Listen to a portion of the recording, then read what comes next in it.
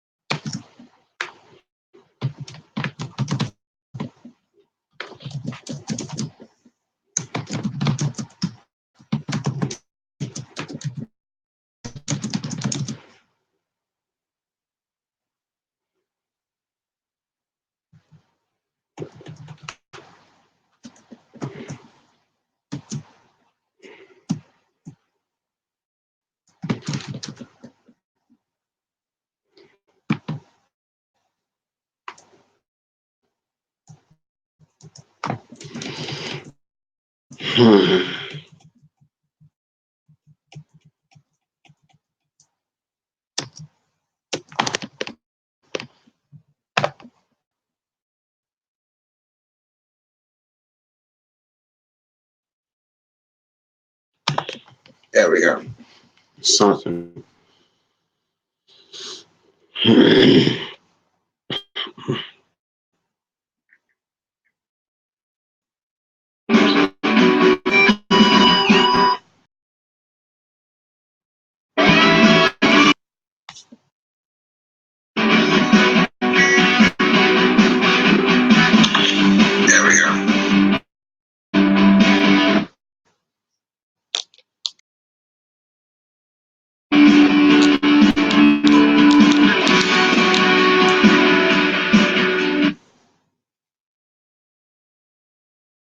Kyler Murray sometimes makes young guy mistakes. Josh Allen's good, but he still looks young. Lamar doesn't look young. The game's not overwhelming. I tend to look at a quarterback's feet. Are they nervous? Are they dancing around? When I can see Lamar's feet because they're moving so fast, the game doesn't overwhelm Lamar. In fact, he's overwhelming the game. And some of this is because he played quarterback in high school, started, and he got 25, 26 starts in. And then he went to college and he played early and he got 35 college starts in. So he's been playing quarterback for a long time. And this has been his style. Lamar plays at a speed in which he's... See how Dak plays this weekend. The Cowboys... All right. LaCrib. It won't change Yes. my opinion on their ability to... Okay. LaCrib is back.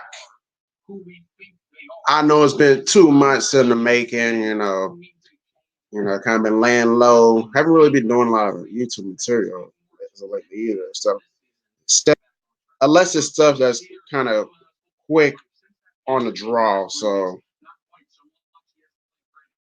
that wound up getting deleted after a week. So, it's the only type of YouTube stuff I've been doing outside of the Anaya Blanchard video I did 2 weeks ago. Other than that, just kind of been laying low. So I was gonna bring this back. I know it's gonna take a minute before I get some people in here. I know some people are gonna come by. You know, I hope we got somebody come by. Shit. Share it on my Facebook so I get some people over there.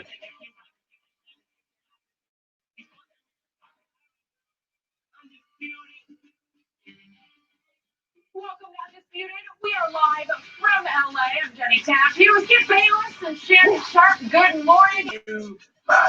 Just a quick bit of news for you. Your Lakers are in trouble tonight in Miami. We're gonna put some cases on them. Yeah, we got the Heat. Okay. I got the Heat, but you're gonna give me the 3. No. Why not? No. Oh, come on. I'll give you what this Your score. Lakers have won like 84 in a row. Yeah, we won 22 out of 24, something like that. I mean, Yeah. So I'll take 3.5 for a case, right? I already like 3.5? I mean, You know, the numbers just keep piling up. If I can't You're count. gonna have co-MVPs. LeBron and AD are they're going to share it this year, right? Yeah. Take the case for 3.5. No. Oh, somebody has no courage. No, Miami played really well. Yeah. They played really well. They can shoot the three. Okay. Bam, bam is doing it. I mean, that's all. Jimmy buckets. You're melting. We will talk about that one. I am so glad to be here on a Friday, guys. Is Lamar Jackson changing the entire future of the NFL? And Pacers All-Star guard Victor Oladipo is going to join us live in studio to talk about his run on The Masked Singer. He was pretty impressive. I think we'll do it Looking forward next to year. it. Are you really? Well, you can't sing. Well, I can. Actually, I told you I have to karaoke. Yes.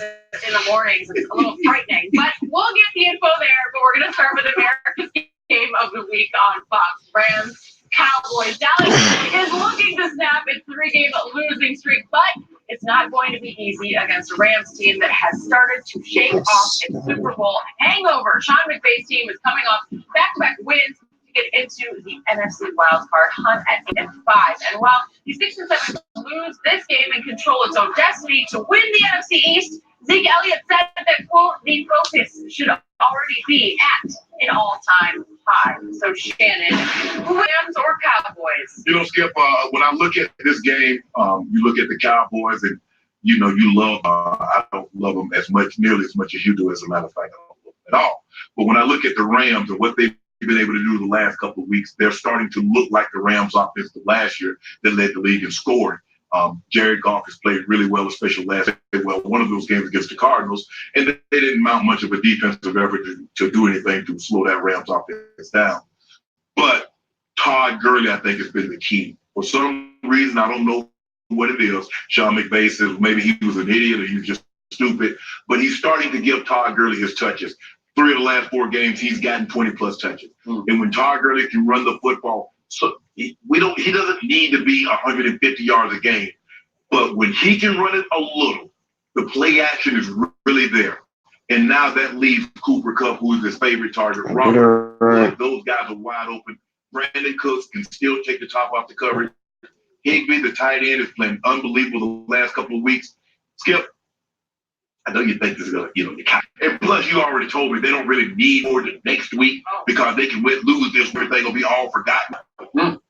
I got the 27 because you know what, Skip, the Cowboys will probably show up for quarter 2. That's normally what they do. They probably take the opening drive and mark. Almost ready. We almost got it. That you already know what happens after that. Then they go the next 2.5 quarters and they do absolutely nothing. Or one or two things are going to happen. They'll do the first scenario, what I just mentioned, or they do absolutely nothing for like 3.5 quarters. Your guy mounts a valiant effort. You say what a warrior he is. Your guy didn't quit, but they lose. They're going to lose 31-27. The Rams are going to be right back in the wild card hunt, and you guys will be on life support. And then guess what? Walk it to them. We'll walk over there politely and pull the plug next week. Interesting and boring, but predictable from you. So, I have an announcement to make. What? The Dallas Cowboys are going to win this football game. I am not here to bet any due on it. I am not guaranteeing it. I'm just telling you, I believe with all my heart here right now, they are going to win. So you got one person. Game. State your claim. Let me know you're in here. So if I probably have an idea who it could be. Because you've been cursing them week after week. It's been a long, hard, brutal season for me to watch. And I just have a feeling or starts right here, right now. Why do I feel that? Yeah, why? Because they hit bottom in Kansas City. I don't know how, I'm in Kansas City, in Chicago. That they hit so bottom that they missed 19 tackles. It's the most that have been over the last full calendar year of NFL football. And to hear about it all week, and I've told you this before, and I'm going to drive it home today, the most publicized team in all of sports, it's not the Yankees, it's the Dallas Cowboys. They're the most publicized team in the world to me. I guess you could debate that with some of the big soccer franchises, but to me, it can be a double-edged sword. create a fat cat syndrome in which they all get overpaid, and we've seen a lot of that this year with DeMarcus Lawrence and Ezekiel Elliott. Because I know what you mean by anything to do with success. Because you guys hadn't been successful in a very long time. But that double-edged sword, the other side of it is it can eventually create what I call the alley cat syndrome, where all of a sudden they just get they get need, they get hungry, and here they come when you least expect it. They just get sick and tired of hearing about how bad they are, especially from the Hall of Famer Shannon Sharpe, Did I lie? the leader of the anti-Cowboy. Am I lying, Skip? No, you're not lying. Okay, thank you. But this is going to be the first time that they rise up and they beat a winning football team, because the Rams are 8-5. I know they had their struggles. I know my password. The Cowboys had for a little while, but they're 8-5. They're winners of 3 of their last 4. They're winners of 5 of their last 7, and they're a talented, I think, well-coached football team. So they present obviously a huge one that my team will meet and spring back to life just in time to go to Philadelphia. I told you from the start, the game I have believed in the most all year is that Dallas will win at Philadelphia. So obviously, as you point out, they don't need to win this game. They just better win this game. And it's about your own pride. It's about self-belief. It's about faith. It's about reaching down and saying, we are this good, because a lot of people think we are this good. Well, they're still the number 1 ranked offense in Pro Football Focus. We're going to talk about that a little later. Okay. And this game will boil down to the one player I've trusted all year on my team. Dak Prescott will outplay Jared Goff. Never done it before. Yes, he has. I hadn't done it before. Oh, okay. Well, hold on. Thank you for bringing that up and opening that door for me. So these 2 quarterbacks who were drafted in the same draft met the first time in 2017 at Jerry World. The Rams came back to win that game 35-30, but Dak way outplayed Jared Goff. His QBR for that game was 81. Jared Goff had a 46. Dak threw 3 touchdown passes to 1 interception, but completely statistically outplayed Jared Goff. So again, if we're talking about the head-to-head meeting, Dak outplayed him. What happened in the playoff game? Rams won 30-22. Was it because of Jared Goff? Nope, it was not. Somehow you picked up that first down running the football. Just a second. But this game, that game, Jenny attended that game at the Coliseum here in Los Angeles. All right. A week after my defense had shackled, shut down, suffocated the Seattle Seahawks number. But yeah, as I was saying, and I've really been doing much on YouTube as of lately. Just big kind of low key, been working and stuff. Now I'm on my holiday vacation, so I got a little time on my hands. And plus, I figured like, what would be the best time to bring back Le Crib? This week, of course. I haven't done Le Crib in about 2 months. I think last time I did was in October. And I actually thought the last time I did Le Crib was like the week before Halloween.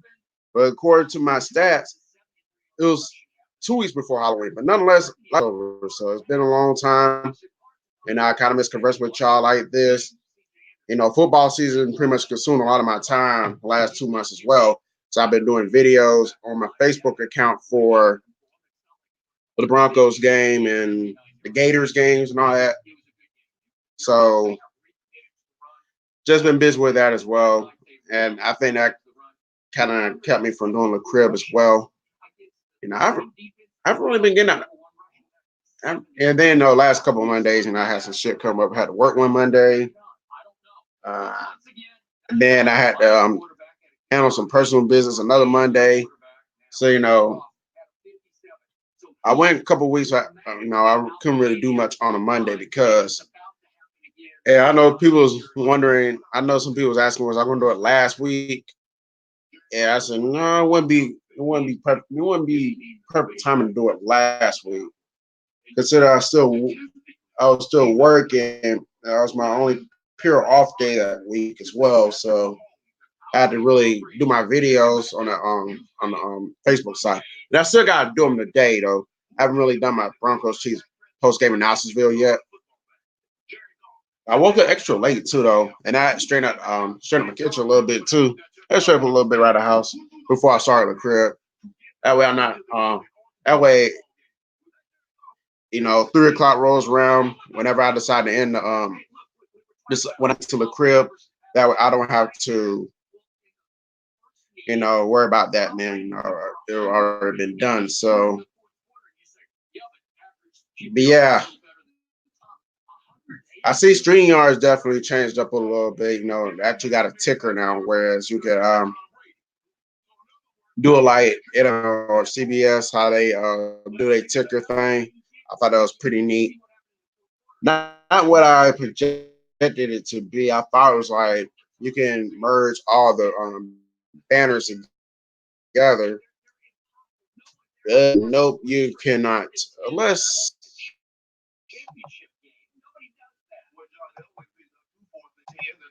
I want to see. Spider-Man came in. Well, I did have two people who came in, unless it was the same person. Spider-Man say anything yet. It's been 15 minutes. I'm pretty sure some people.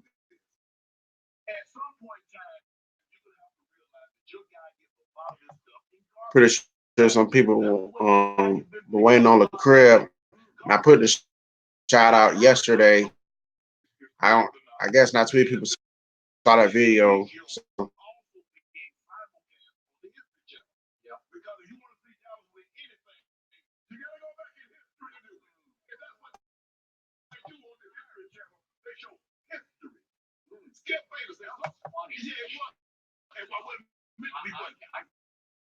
Because you keep talking about these cowboys and what you done and Michael Irvin, these cowboys. I don't ever say that.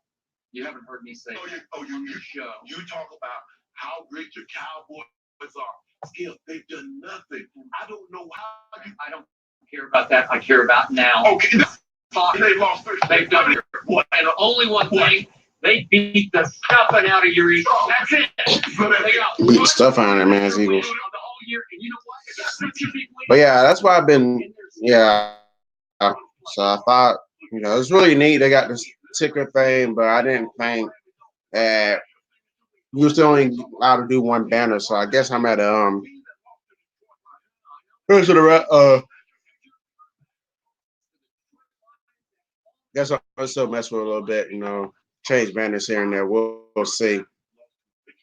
But I'm gonna keep it like this right now because like I said, I'm not anti monetization on YouTube.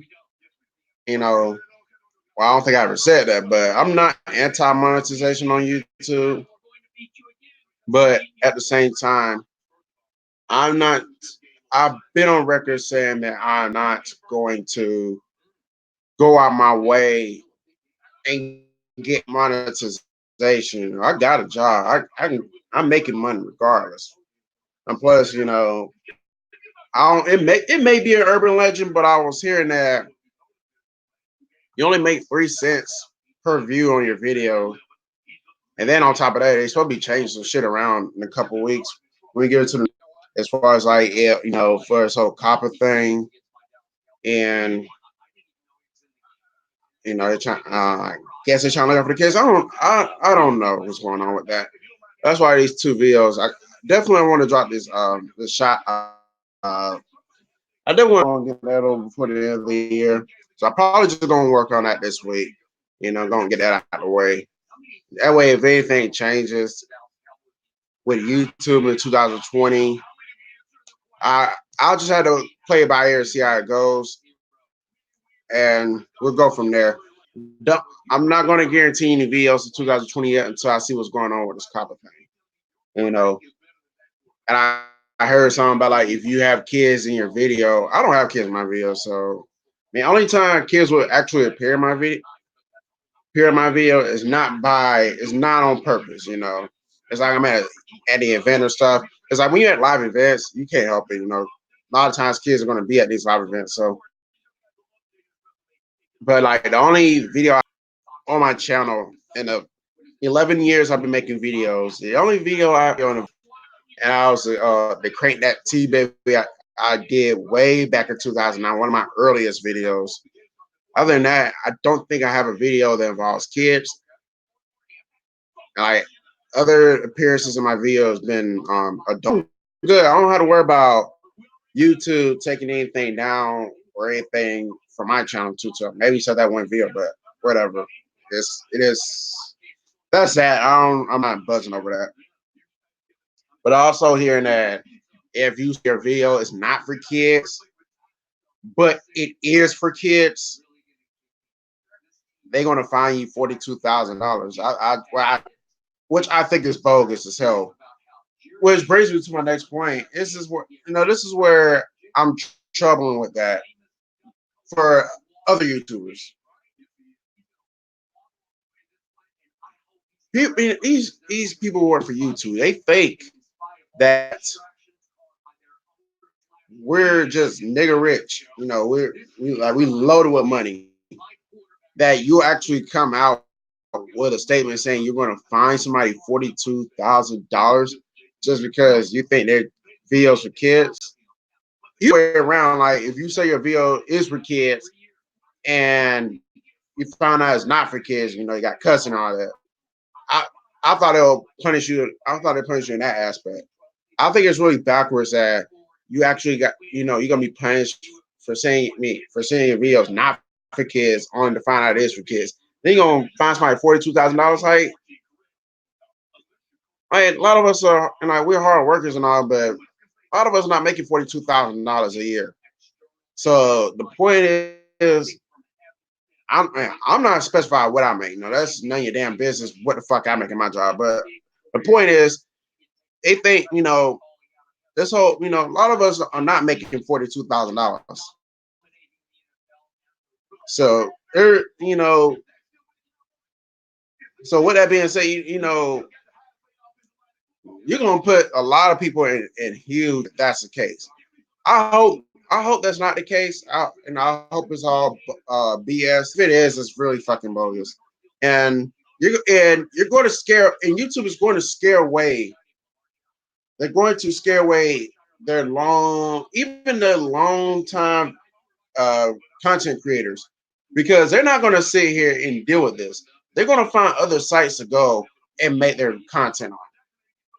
And I know it's been a couple of times and did my own goddamn content. Unfortunately, the sites that I tried out, they kind of vanished after a month or two. I don't know if this overpowering by YouTube or whatnot, but I just think I think people, some people gonna seriously look at other outlets. I know people can go to Twitch, and I was going to go to Twitch in the summer, but I feel like that's a video game site because like only people who talk about Twitch, as far as I'm concerned, are gamers. I feel like that's their domain. I don't want to interfere with their domain, so why I just said y'all can have Twitch, but also I'm also aware of Patreon is an option for me too, though. I think that's an option right now.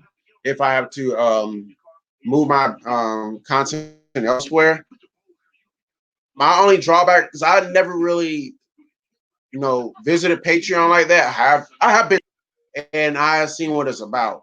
And my thing is, if I were to go to Patreon, would I have to pay to upload videos and stuff? Because obviously you got, you're certain on people's Patreon account that you can see, but if you want to watch a video on there, you gotta donate to the channel. You gotta pay X amount of dollars just to watch a video on Patreon, which I think is stupid. But that's how Patreon. You see, like I said, it draws back to what I was saying. These sites say we're made of money like that. Only people gonna try this are rich people and the sellouts. You trying to have people donate just watch a video and all that, and find people like, come on now, that's stupid. Now, I also say this, that's why I give credit to the content creators here on YouTube that have the super chat and always tell somebody, yo, you don't necessarily have to donate. It's not a necessity.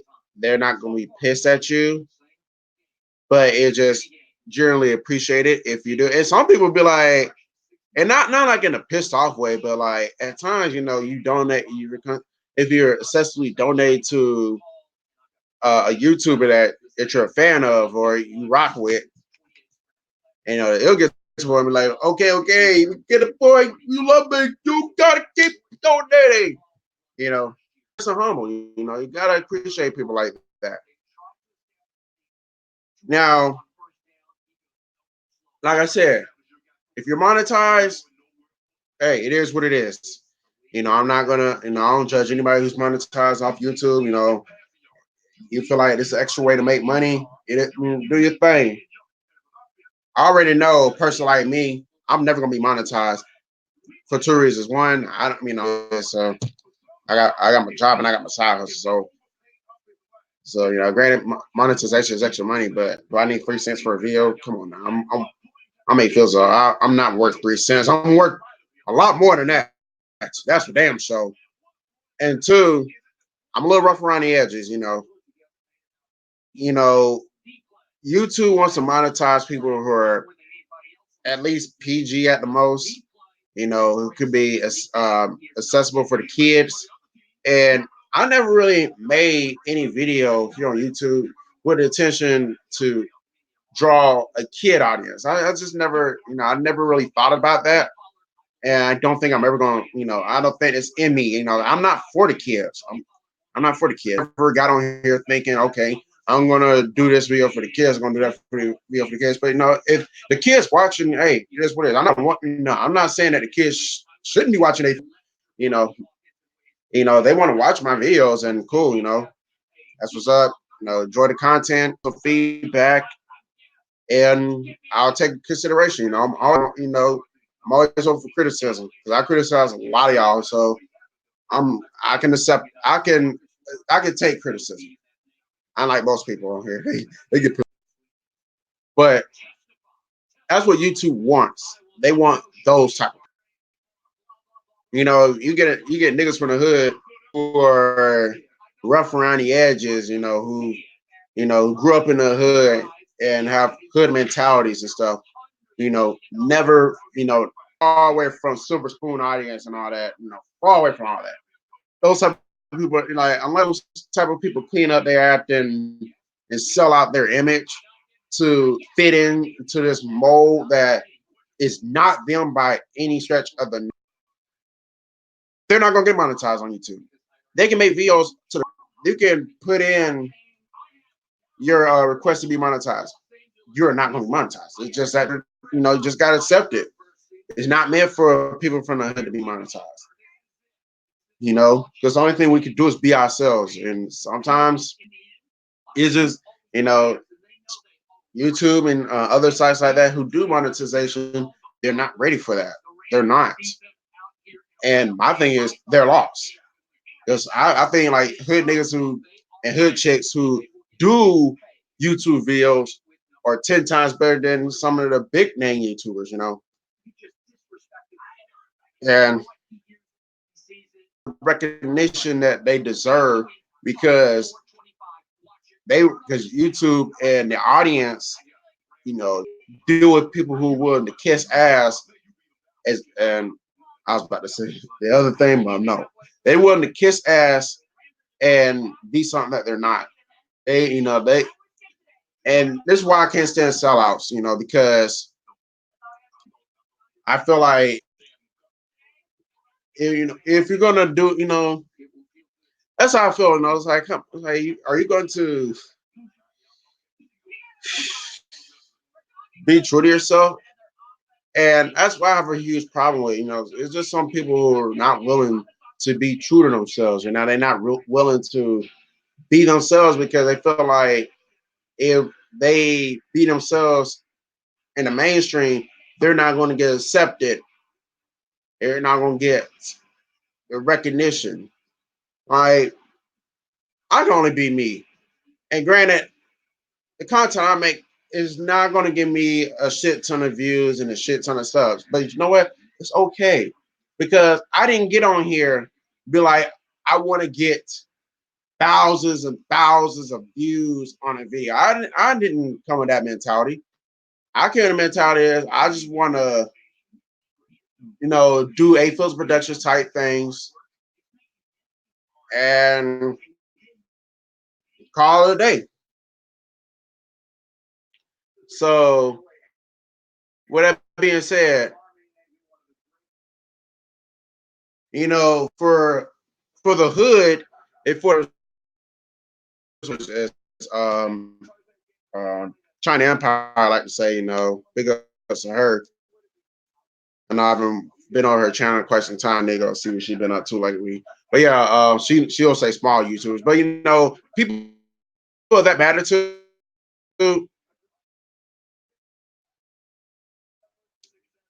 and they feel like they've been snubbed. They probably tried for monetization and got snubbed. You know what they'll do? They'll do the whole PayPal. They'll do Cash App. So I wanted to move one step closer to the, but still keep my dignity. So it's like what? It's almost Christmas time. I want to see if I can do a couple of. I probably gonna. This probably won't be the only one I do this week. I probably gonna do some more throughout the week. We'll see. Do want to take my dread. I want to do some of my hair before the end of the year. And I don't know what I'm gonna do with it yet. So that's why you're not really seeing it. I still got my dread, so don't get it twisted. But don't get discouraged. But yeah,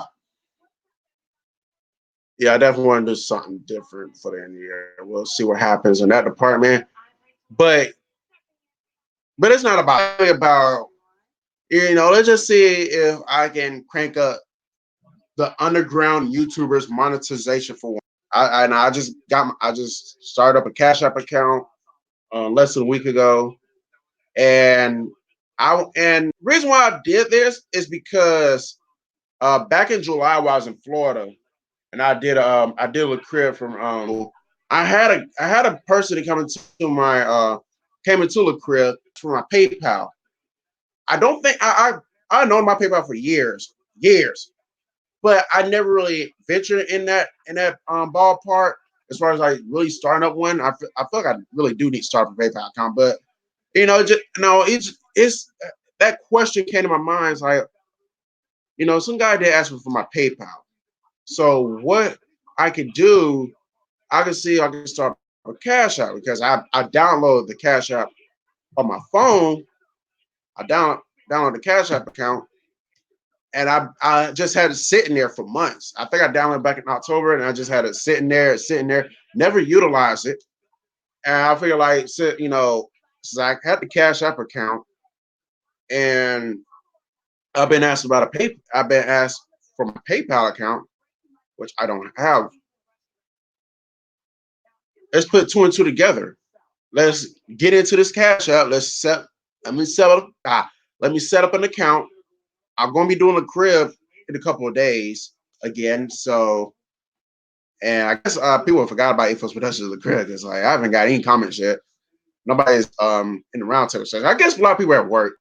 And I think that's kind of been I think the crib could be a little bit more successful, but it's not like I can do it at night though. It's not like I can do it in the evening time. I got a lot of shit going on in the evening, so it's really hard to do the crib at night.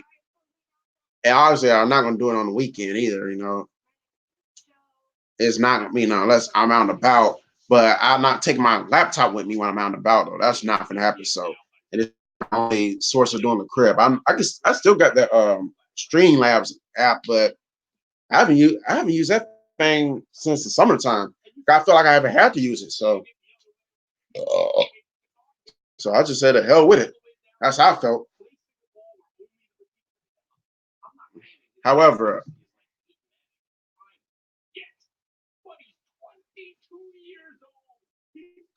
that's coming and calm the fuck down.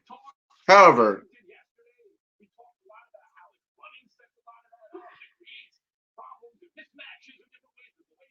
yeah, that's why I said I'll just do that, and then Oh yeah, I was talking about my crib time. I know I do it on Mondays at noon. That's kind of like a double-edged sword because like, a lot of people at work, and then people who are at work, they're on a, some live in different like a lot of my viewers live in different time zones. So maybe they're now on a lunch period at this time. It's probably still morning time where they at. They probably getting through the first half of a work day, and a lot of times I catch people at this time frame. A lot of them are at work. I know that for a fact. Either they're at work or they're getting ready to go to work. And like ones who are at work, they usually on their lunch break. And I can understand, maybe one day I'll do a night. I'll do the crib at night and see how that goes. I'm not gonna do it at Tuesdays at 9. I don't want to step on Shanette's foot. I'll let her have that time. But maybe another night,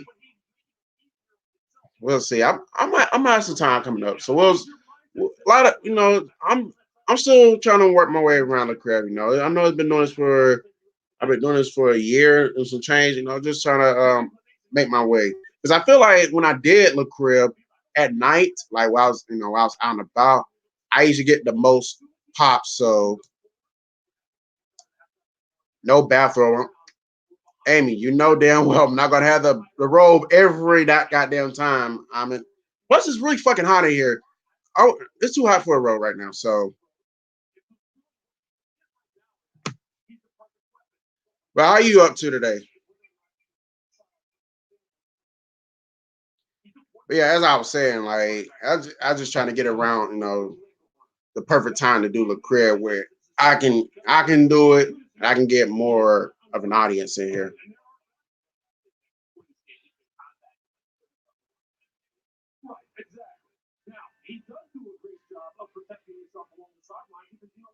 Here, fool says no bathroom leaving. I don't know what to tell you. I don't know what to tell you. Like I said, it's too fucking hot in here for a bathroom. I'm already about to sweat just sitting in here, and I got on a short sleeve shirt. What the temperature is in this house?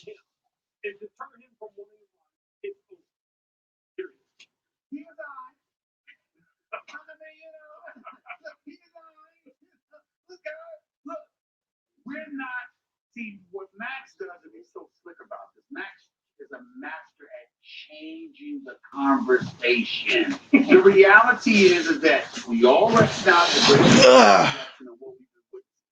When I say he's I, I'm talking about last night.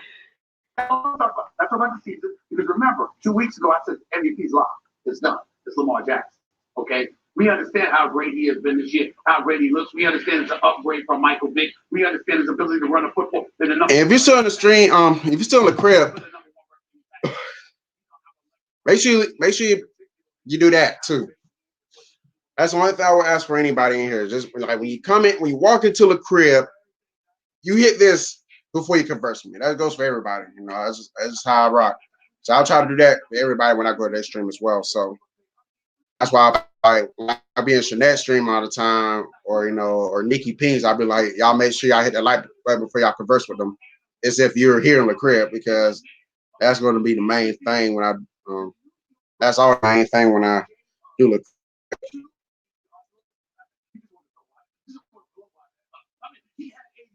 But yeah, I definitely want to just touch on that subject. As far as the crib, it feels good to really do this again. I'm very pleased to do this again.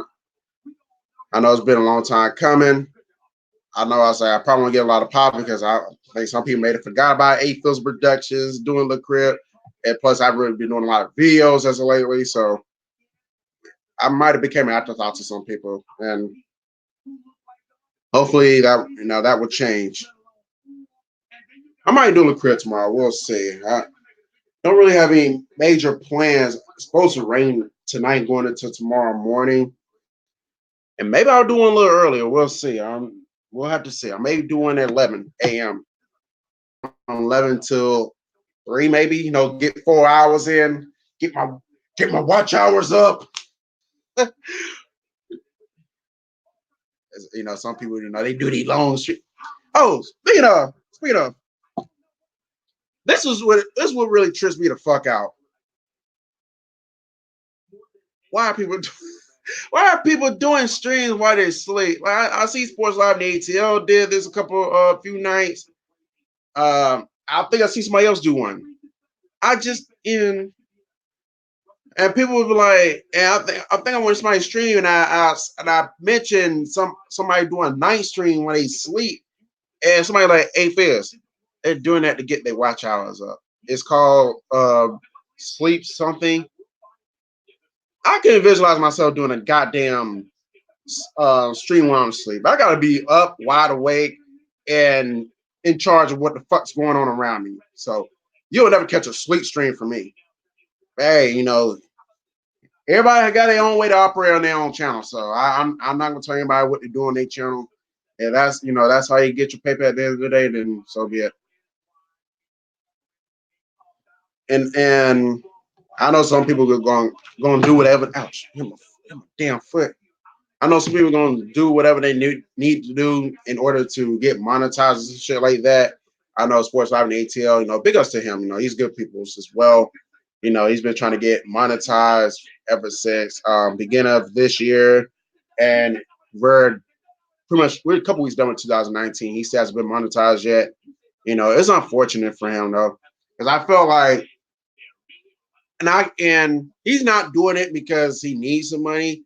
He's doing it because of him being on YouTube for a long time. But I always tell him sometimes, you may want to, he'll say what he want about the strike being there and gone. But I say, even though the strike is gone and your channel's in good standards, I always told him it could have a lot to do, with that strike once being there. Maybe they still holding that against you, even though it's gone and the slate is white clean. Certain people in certain aspects in certain companies will hold certain things against you. And that's why I told him, I said, that may be the reason why you're not monetized yet. But I will say this, though. I felt like if they're not going to monetize them, they need to hit them up, let them know something. Like, yo, I appreciate you trying to get monetization, but due to the fact that you had a strike, we're not going to monetize the channel. Don't have this man waiting 11 to 12 months waiting to be monetized if you know you're not going to do it. It's just not fair to him. And that's how I felt about it. I think I told him, man, and if he watches this video, that's how I feel, Sports Live. If they're not going to monetize you, they need to let you know. So don't have you wait 11 to 12 months waiting for a pipe dream that may not happen. They're not going to monetize you. They need to let you know. They're not going to monetize you so you can move on.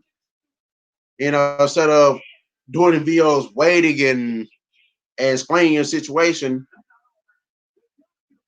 But and I get the fact he's feeling some type of way because you get newer YouTubers who just ride on the scene as early as late as last year, and they already monetized within a week. It is kind of a slap in the face to him, so I can understand that. All right, you got to be fair to everybody. You know, and there's a lot of people working with you too. So if you're going to monetize a man, go ahead and monetize his ass already. If you're not going to monetize, tell him. And every YouTuber has been waiting to be monetized for a long time. If you're going to monetize somebody, monetize the fuck out of them. Let them get their 3 cents per view. Let them get the super chat when they do their streams. If you're not going to monetize them, let them know so you can not waste their time, and then they can move on and do whatever they need to do in order to fill a void. That's how I feel about it. And like I said, I'm not anti-monetization. So all the people I watch, they're monetized and got the super chat. The Shanettes in the world, the bad dogs, the entertainers. You know, even Sports Sphere. I don't really watch them too tough, but Sports Sphere. All those cats. Hey, I'm happy for them, and I told them I'm happy for you for getting your paper. Getting the monetization. You know, and the thing I respect about those YouTubers, Shanettes and the bad dogs and the entertainers in the world, they got monetization by strictly being themselves. They didn't have to go out their way to fit into this YouTube mold, try to be something that they're not. They got monetization just by being themselves, and I respect that. You know, that's how I feel about it. But like I said, maybe I'm a little too harsh around the edges. But hey, maybe I could. But hey, never know. Maybe I can sign myself up for getting monetization and be monetized within a week. Maybe they will. Maybe they will start setting hood cats now because I'm eligible for monetization on my channel. I really am. I just and I've been asked on YouTube what I like to monetize on the channel. I never took stock in it. And then when I heard from certain and on Weeds and Booze too, Andrea, big ups to her too. I forgot about her. Yes, she got monetized by being herself. She didn't try to do all this extra shit. But yeah, big ups to her as well. But I just never took stock in. But when I watched her video and I want and watch and heard her explain the whole monetization situation, that kind of really turned me off from the monetization. I was like, what, 3 cents? Hell, can at least give them $5 for a pop. That's only fair. At least $5 for a view. You know, that just goes to show how stingy these people can be. Though. Sad and pathetic. But I guess maybe if they did $5 per video, and maybe those people try to call. Maybe people may try to stop working and do YouTube full time. Like, hey, I get paid to do YouTube videos. I gotta work. I don't gotta work again. And look at Clinton's. He got monetized 5 years ago, or maybe longer than that. He got to a point where he was making so much money off of YouTube, he didn't have to work again. He could just sit there and do vlogs all day, do daily vlogs, and go to Cardinals games damn, what's the other one? Cardinals videos. It was dirt bike. Do that all day. Well, he can't do it all day, but you get my point. He's in a position where he just do that. As long as you vlog it, you gonna get your money's worth.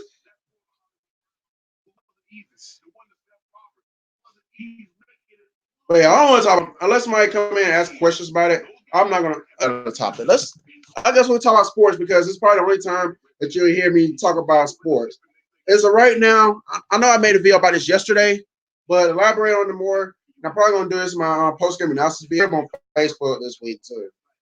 I might do it. Like I said, I might do another edition on YouTube this week that I'll probably post on my Facebook. Now you can do the stream y'all on Facebook. That way we can get double the pleasure, double the fun. Now I can also explain to the Facebookers why you haven't really seen a Facebook Live from Hooters in quite some time. I'm pretty sure some been asked about it, but some probably been wondering. So I can explain that in the video as well. But my Broncos, I'm not even disappointed that they're eliminated from the playoffs because, like I said, they did it to themselves. When you blow so many games early in the year, it comes back and haunts you at the end of the year. You Broncos blew at least 5 games that could have swung their win-loss record a different direction. This is a team that's 5-9, and if you don't blow any of those games, they're 10-4, 10-4, and unfortunately, we probably would have lost the damn division we probably been in second place in the AFC West right now behind the Chiefs because with the Chiefs win, that bumps them up to 10-4 as well. We'll be in second place, but I think we're probably the sixth seed right now in the playoffs. 10-4 record. Buffalo Bills beat the Broncos, so that would make them the 5 seed. And all the thing the Broncos would have to do is just beat the Lions, and they would be in the playoffs. But it goes to show that, and I'm not gonna blame coach. I am gonna sort of blame coaching for this.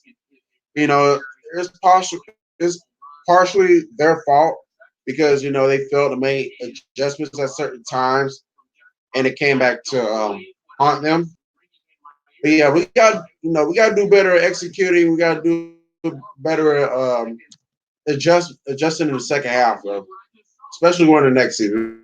We can't be blowing games like this next season for real. Be able to finish games, and that was our main problem this year. The Broncos just could not finish games. When it was all said and done, it's their own fault why they eliminated from the playoffs. They're 5-9. They just got done losing to the Chiefs 23-3. That game wasn't even close. I'm not gonna say I saw a Broncos team that just deliberately gave up and quit. I saw a Broncos team that just could not get shit going on offense and just blew a lot of coverages on defense. You're not gonna win games that way. I remember watching the game in like 3 plays in a row, y'all. We had busted coverage on each time, and Chiefs fuck open. They went from deep in our own territory, no, deep in their own territory, to field goal range. It just 3 plays flat. You just can't do that. I guess the only solace about this loss is that, at certain goals, so the game could have been than it actually was. We only gave up 23 to the Chiefs. They could have literally hung a 40 burger on us. We stopped it from doing that. So, but yeah, it's unfortunate that the Broncos will go a 4th year in a row without making the playoffs. It's getting tiring. And now we got a 3rd consecutive losing record. I'm not. I am not used to this shit. I got, don't come here to my fan. No, spoil be a Patriots fan. Win all those Super Bowls this decade. Broncos only won 1 Super Bowl this decade. That's not the sport about the Broncos. But you guys sit here and expect bad football. I'm not buying it. I'm not going to accept it, but that's our record. 5-9.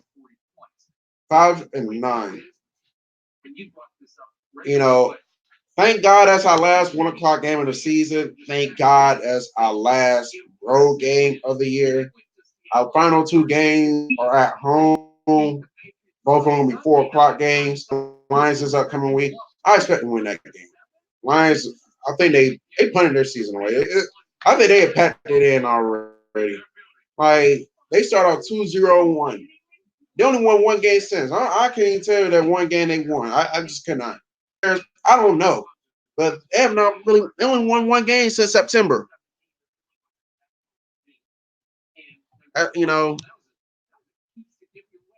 So with that being said, we got, I feel like this is a game we should win though. We should win this game. I hope the guy they can come out at least put on a performance at home. Drew Lock gotta have a better performance. He had his worst performance of the year yesterday against the Chiefs, and 20 and close. So yeah, I think we'll take care of them at home. I think we'll take care of them and beat them by 10 points, something like that. I don't know. Then we got the Raiders. By then, they'll probably be eliminated from playoff competition. The Steelers going to beat the Jets on Sunday. That's why I said the Broncos had a 2% chance of making the playoffs, because even if they do lose to the Bills, can we really expect them to lose to the Jets? I just don't think so. I just don't think it was going to happen. I was just on the wing and a prayer. But I knew deep down the Steelers were going to beat the Jets. So even the Broncos do, I'll say, even though the Broncos were to win out and finish 8-8, it was a strong possibility they won't be eliminated from the playoffs anyway. Only look back at those blown opportunities before the bye week. Well, up to week 11. You're going to look back at that and wonder what could have been. What could have been. I don't want to hear my blame. Only thing to blame Vic Fangio on is failing to make adjustments in the second half. He has to work on that. That's the only criticism I would give him in far as 2019 year in review. But he could salvage himself just by beating the Lions and the Raiders. So at least beat these 2 teams. Let's get to 7-9. Because I feel like if you can get to 7-9 after the season we had, we was 3-6 going to the bye week. If you can finish 7-9, then that'll be a hell of an improvement especially from what happened last season. Early in the year.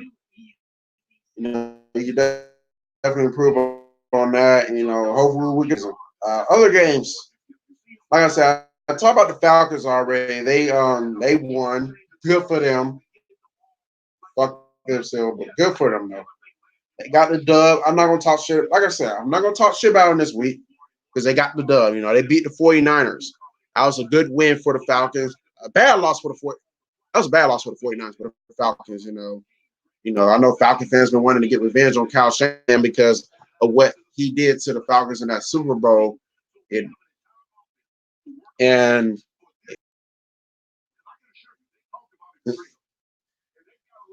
I know they really pleased about that. So good for the Falcons. Bills beat the Steelers on Sunday night. So like I say, even the Broncos, you still look at what could have been because teams we need Broncos need to lose. They lost Brown to the Cardinals. Cardinals whooped their ass, yo. Raiders blew that game to the Jags, and Steelers lost. So Texas Titans, it didn't really matter. Let's just be real. Lost that game. We just need that loser to lose out. And now with the Titans losing to the Texans, is more of a realistic opportunity that the Titans could very well lose out because they got to play the Saints this Sunday, and I don't think they're gonna beat the Saints. Is that game in New Orleans? I don't remember. I think that game's in New Orleans. I may be wrong, but either way, I don't think the Titans are going to beat the Saints. Wouldn't surprise me if they do. But I don't think it's going to happen. Saints is really too good right now, and they got to play the Texans in the year in Houston. So I don't know. They beat. I don't think they beat the Texans on the final week of the year. I think the Titans on their way to 8-8. I'm not gonna call them frauds. I thought that the Titans had really good defense, and I felt like their defense would get them to the playoffs. I felt their offense was going to hold them back. Now the offense has improved. It has improved under Tannehill. Their offense has played better football, and they're part of the reason why the Titans have won since week 7.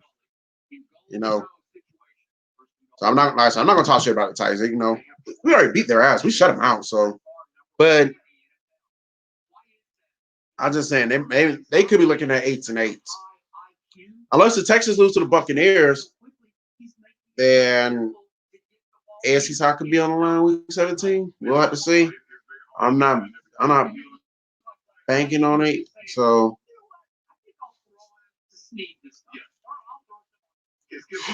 but yeah, Texas beat the Titans. Giants, like I said, credit in the world. They dominating their win against the Miami Dolphins. First half you can't really see it. The second half they put it away. And I agree with Bad Dog in this sense. Bench Eli Manning if Daniels wants to start. Lead Eli Manning at 500. You don't want him to risk having a losing record with the New York Giants. And I don't know if he's going to retire. I don't know if Eli's going to retire. But let's just say if he does. Let's just say he does. At least have him finish with a 117 and 117 record. It's only fair. But yeah, definitely series against the Redskins and the Eagles close out the year though. Give a home crowd something to be joyful for. So yeah, good win for the Giants over the Miami Dolphins. I think the score is 36-20. Eagles, I forgot to talk about wow. I almost had to put them upset alert yesterday. Them and the damn Patriots. Eagles came back and won by 10 over the Redskins. They're 7-7. Cowboys put an ass whooping on the Rams. I don't think I talked about that yesterday, but Cowboys they destroyed the Rams 44-21. Originally 44-7, but like I said, hey, garbage touchdowns still counts. You don't want to give certain teams momentum by giving them garbage touchdowns. So 44-21, the actual final score. Cowboys are 7-7. So big game this week. Cowboys at the Eagles. And we're looking at a scenario where if the Dallas Cowboys beat the at Lincoln Financial Field this Sunday, the Cowboys will win the NFC East. And I'm not saying like as a prediction or anything. They will officially clinch the NFC East. No ifs, ands, or buts about that. No getting around it. They will be the NFC East champions. They will clinch the NFC East by beating. And not only will they clinch the NFC East, they will eliminate the Eagles from playoff contention. Now, if the Eagles win, the Eagles will control the NFC East and would have to beat the New York Giants in order to clinch the East and eliminate the Cowboys. Because the Eagles can beat the Cowboys. But if they turn around and lose to the Giants and the Cowboys wind up beating the Redskins, both teams finish 8-8. Who wins the NFC East? Cowboys do. So big game for both. I think the Eagles need this game more than the Cowboys do. Cowboys, if they, even if they do lose this game, like I said, they can still beat the Redskins and get in. So, but yeah, Cowboys good win for them. Eagles good win for them. Green Bay Packers, they clinched the playoff berth this Sunday, yesterday, beating the Chicago Bears. Bears officially eliminated from playoff contention as well. They're 8-6, no 7-7. They can't, obviously they weren't going to win the NFC North. And but the Vikings win over the Chargers because the Bears were still alive in the playoff race. They lost to the Packers. But when the Vikings whooped the shit out the Chargers, that eliminated the Bears. The Vikings, they stay alive in the playoff contention by whooping the Chargers' ass. 39-10. Let's see. Rams are still alive at 7-7. Oh wait. No, Rams 7. Wait. Rams are 8-6, dude, not 7-7. They're 8-6. Yeah, Rams are still alive, but hanging on by a thread. I think they're gonna be eliminated next week though. I think the 49ers will beat them and not them. So Colin Cowherd said, Colin Cowherd just said this about an hour ago. Like he just said, the NFC is pretty much set. Because it's apparent that the Rams, they're still alive for now. It's only gonna be a matter of time before they're done. It's just like with the Broncos coming into the Sunday. Hoping on wing and a prayer, but realistically, it's only a matter of time before the Broncos are gonna be out of it. Even if they were to beat the Chiefs, some was not gonna go the Broncos' way as far as who they need help from. So either way, they was gonna be done by the end. Even if they were to survive this week, they would have been done next week. I'm just gonna be honest. I don't think the Steelers were gonna beat the Jets. I don't think the Steelers were gonna lose to the Jets regardless. So that would have been it for the Broncos. But yeah, only matter of time for the Rams. They're about to be on the couch soon. The 49ers and yeah, that's gonna end their playoff hopes. What's going on, Sniper? Let me get a beer right quick. I will be.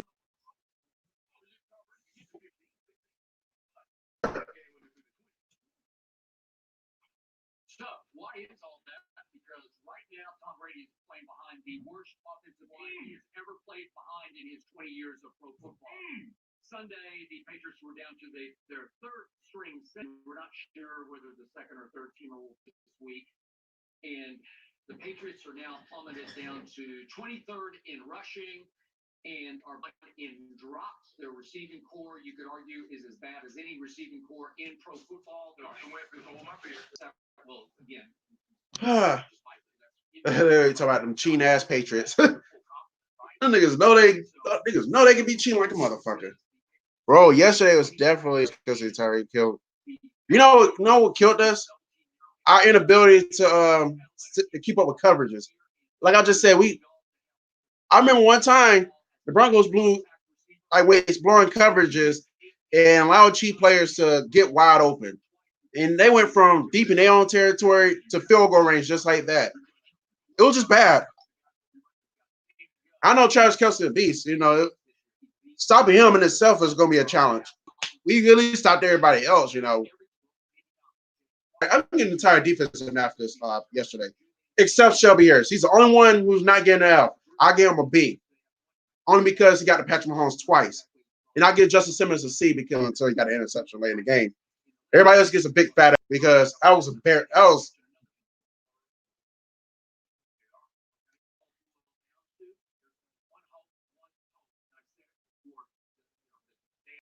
N'Keal Harry is a stud. I don't to him this year. He was limited in practice this week with what they put on the injury report as a hip injury. Is that what's going on here? I don't know because they're not very open about it. How did he get hurt? He played right on the field. Was he hurt already because he missed half the year, right? Some foot injury, Right. but I don't know if that led to a hip injury. Possibly could have. I don't know. Yes, in that game against Kansas City, and I don't get it because Almost had a touchdown. yeah, we've seen by Patriot standards 2 recent splash plays, and I'm putting big quotes around the splash. Nikhil Harry What catch a I touchdown am pass sharing with against you Dallas. are three Yeah. favorite On a Christmas bad weather songs. day, To be but honest he with you, snatched it. I don't really have a Remember top that? three, so these are just going to be Shooting 3 of my touchdowns favorites. against Not the Kansas top, City. just 3 of my favorites. Yeah, what's I else? got challenged by having some to J&J, so thank you so much for It's been a. joining me. Let's see.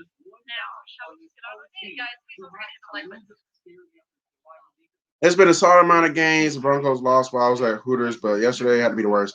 Before you guys know, I didn't get kicked out or anything. Like, why do I think you get kicked out of Hooters for? I thought the Hooter girls loved you over there.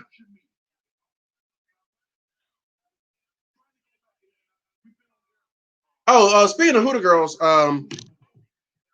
it's kind of funny because I believe it or not, I was there. I was at Hooters yesterday too, and it was one Hooters girl that one of the regulars was not fond of because they got off on the wrong foot, and they talking about watch out for that certain Hooters girl, she's a bitch and all that.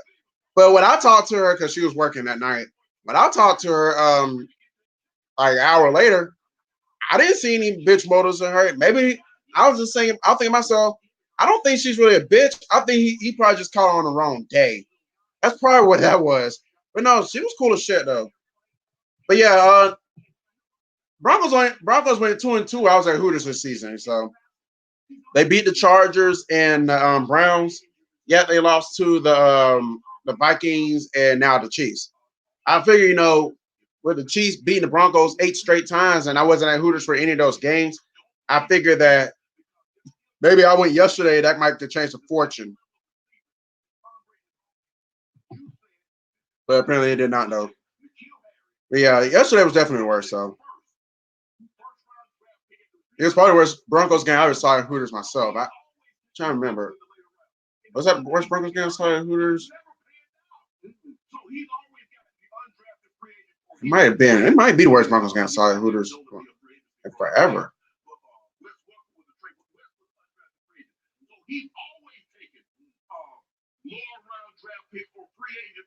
Tom Brady has made them.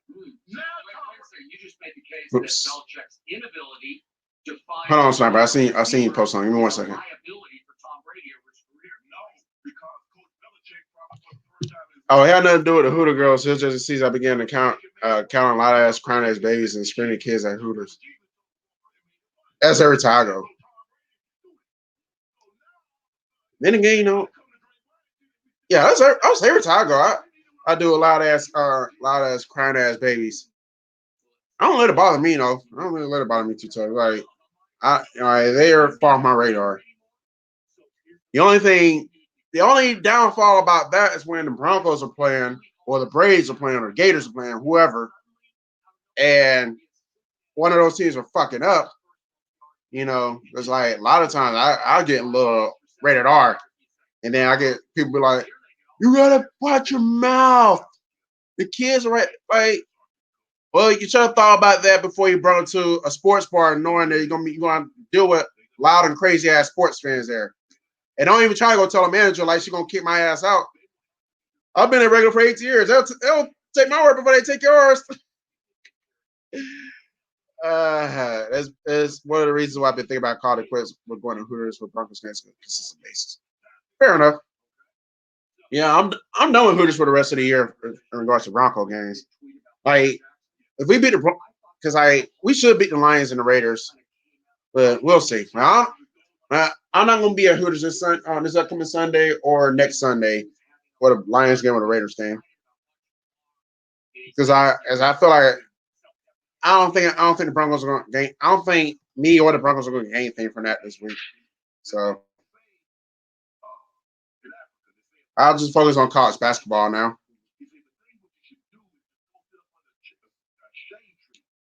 They just make it worse when the Broncos lose. On top of that, babies and immature kids ruin everything. As you already know, crying babies and screaming kids piss me off, gives me anxiety. So, trust me, I know. That's why I don't have any kids right now. Shit, My cousin's kids are enough for me.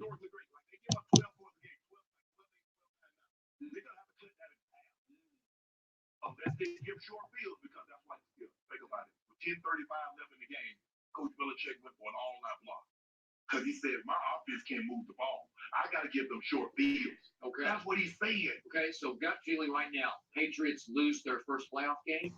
It all depends on the matchup. You could get. I mean, it's gonna if they get if they mess around and get a bad no. I was gonna say you mess around and get Houston Texans, a team that can score. Now you never know what Houston. Okay. Because we got Deshaun Watson, who really should have. I think he was offensive player of the week, and then next week he comes to get outplayed by Drew Lock. So oh yeah, I see you been going in on them Patriots too this week. Last week, you know, I can't put this. Yeah, I see you went in on Patriots on Facebook. You know, deservingly so. The motherfuckers, you know, had to cheat against the Bengals. They're 1-12. Fuck having kids. Although it might be kind of personal. Since you're not a kid's person, have you considered giving a vasectomy if you haven't already? I think about it all the time. I really do. Think about that all the time. And I'm really considering every time I go out and I have to do with kids, it just brings that question back up to my mind again. But I'm thinking to stop bullshitting and go and get that damn vasectomy anyway, though. We'll see.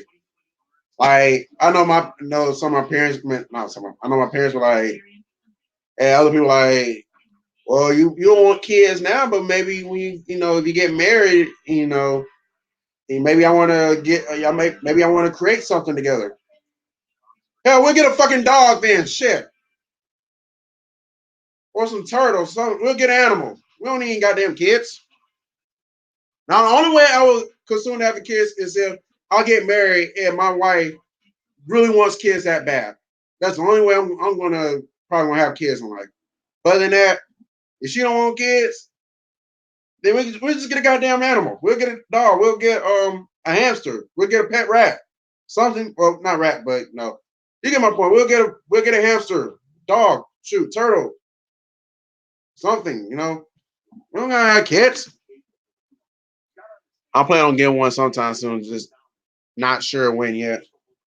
Hey, don't rush a sniper. Just you get if you plan on having it, you do it whenever you're ready. Don't let anyone rush you. Not your parents, not your guardians. Don't let anyone rush you. And because that's the one thing that kind of really irks me about my family members is like, oh, get married, create something together, and shit. It's like they wanted me to have kids. Like animals are different. Yes, they are. I will cope with you on that one.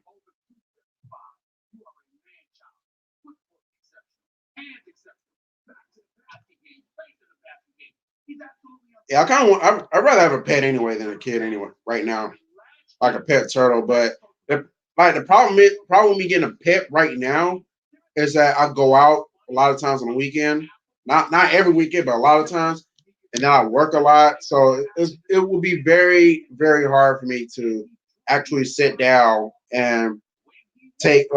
Since I'm on vacation now, it'll be easy. But once the vacation is over, it's gonna be very hard to sit there and take care of a pet. Like, and then certain places, like let's say you go out of town, certain hotels are not going to allow you to have pets in there. So, and I don't know if we got a pet hotel or anything. I don't trust my family members for taking care of my pets. I don't know if we got a pet hotel, so I just say there's no point in trying to get any pets right now. Because like, who's going to take care of them if I go out of town? I can't bring with me.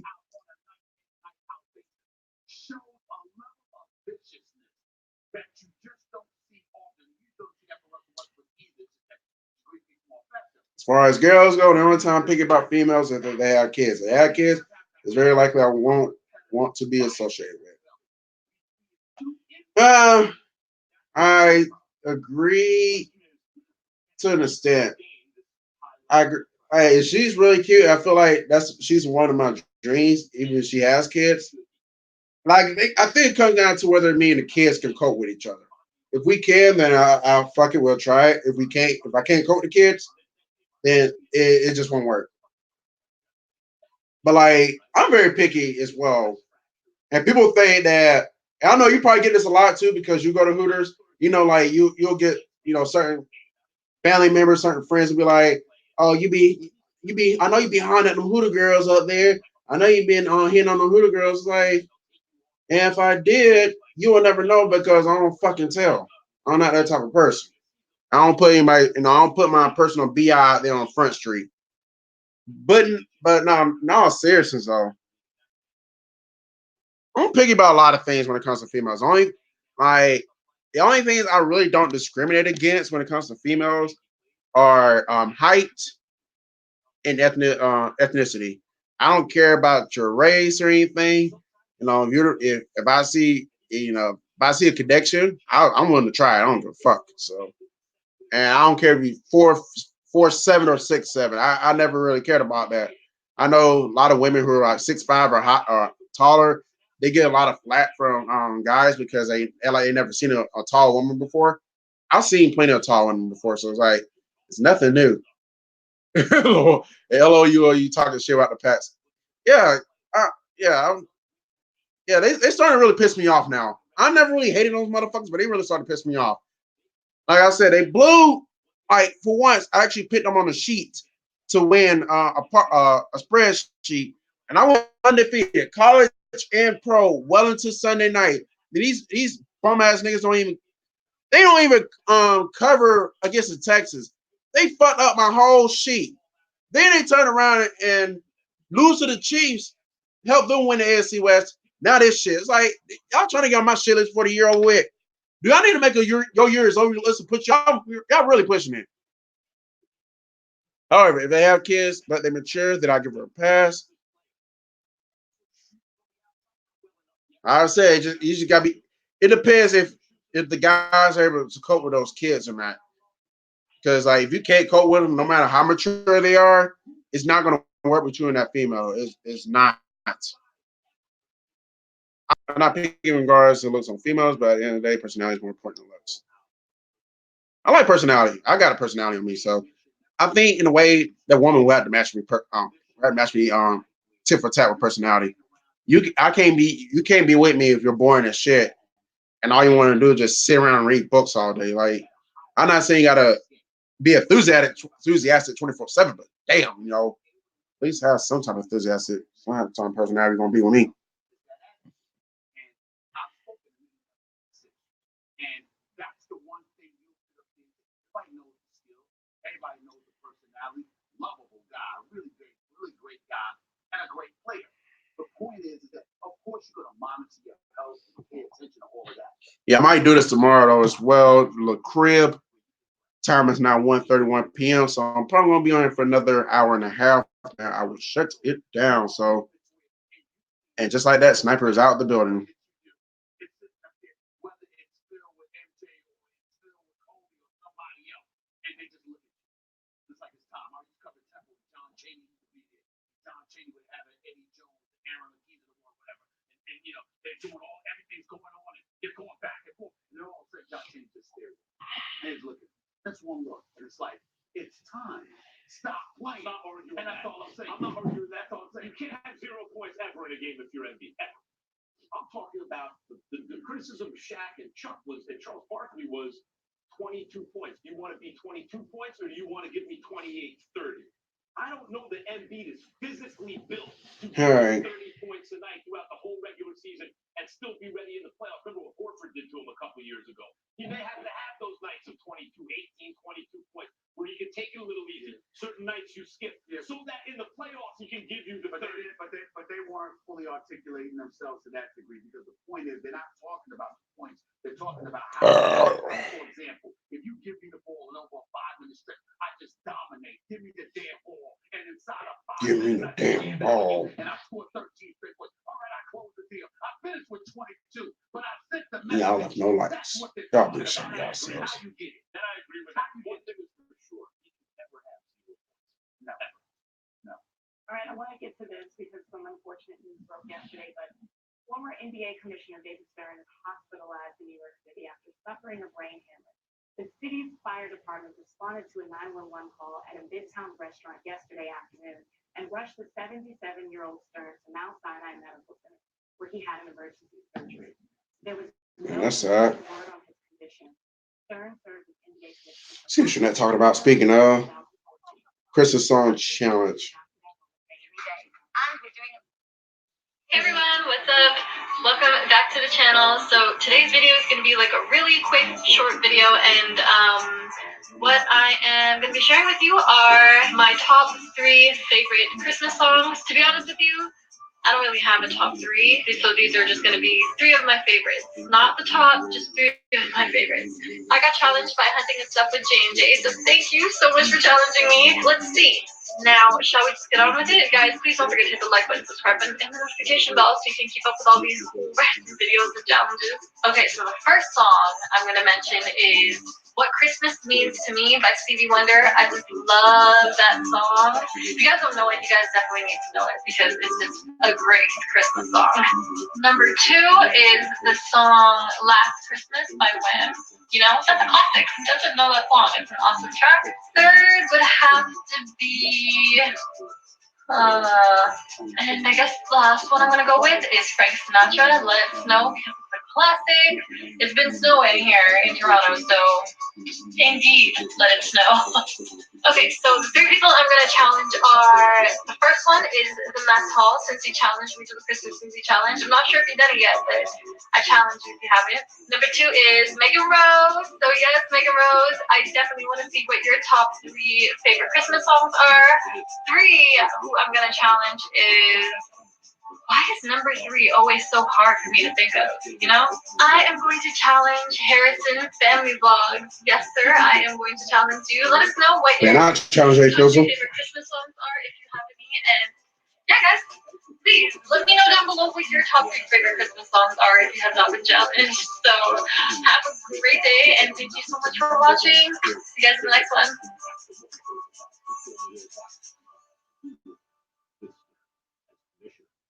All right. Well, as I was saying, let's get back to some of these other playoffs in there.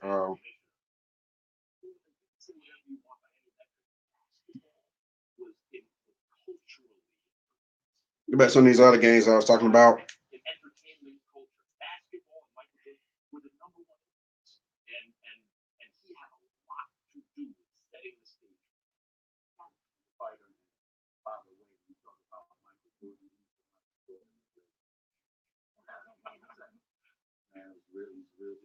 I have to say his impact starts from the top and all the way down to the bottom. I worked as an intern for it at the NBA. They went to the NBA university, and he used to come and sit down and speak with us in the meetings that we had, and took that time. All right, here we go. Some other games.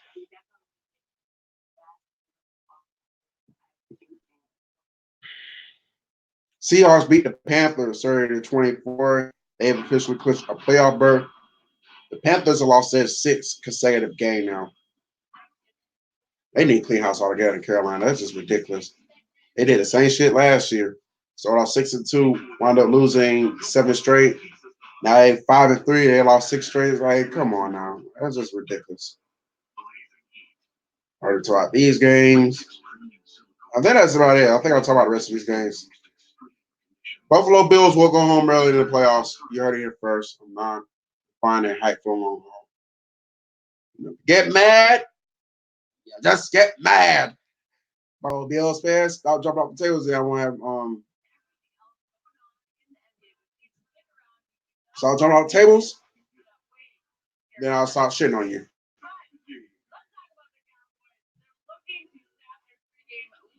That's all you got to do.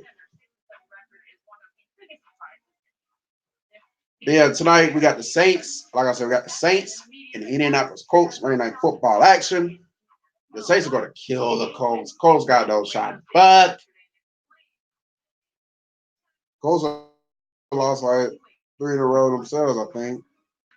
Stick a fork at them. 4 straight. Stick a fork at them too. Choking asses. Yeah, the AFC West right in grass, and you know you pissing it away. Piss away the AFC West, now you piss away the playoff berth. Not like y'all gonna do shit with it anyway. Yeah, I guess y'all realize, hey, we're not gonna do shit in the playoffs anyway. what's the point of going? Just saying.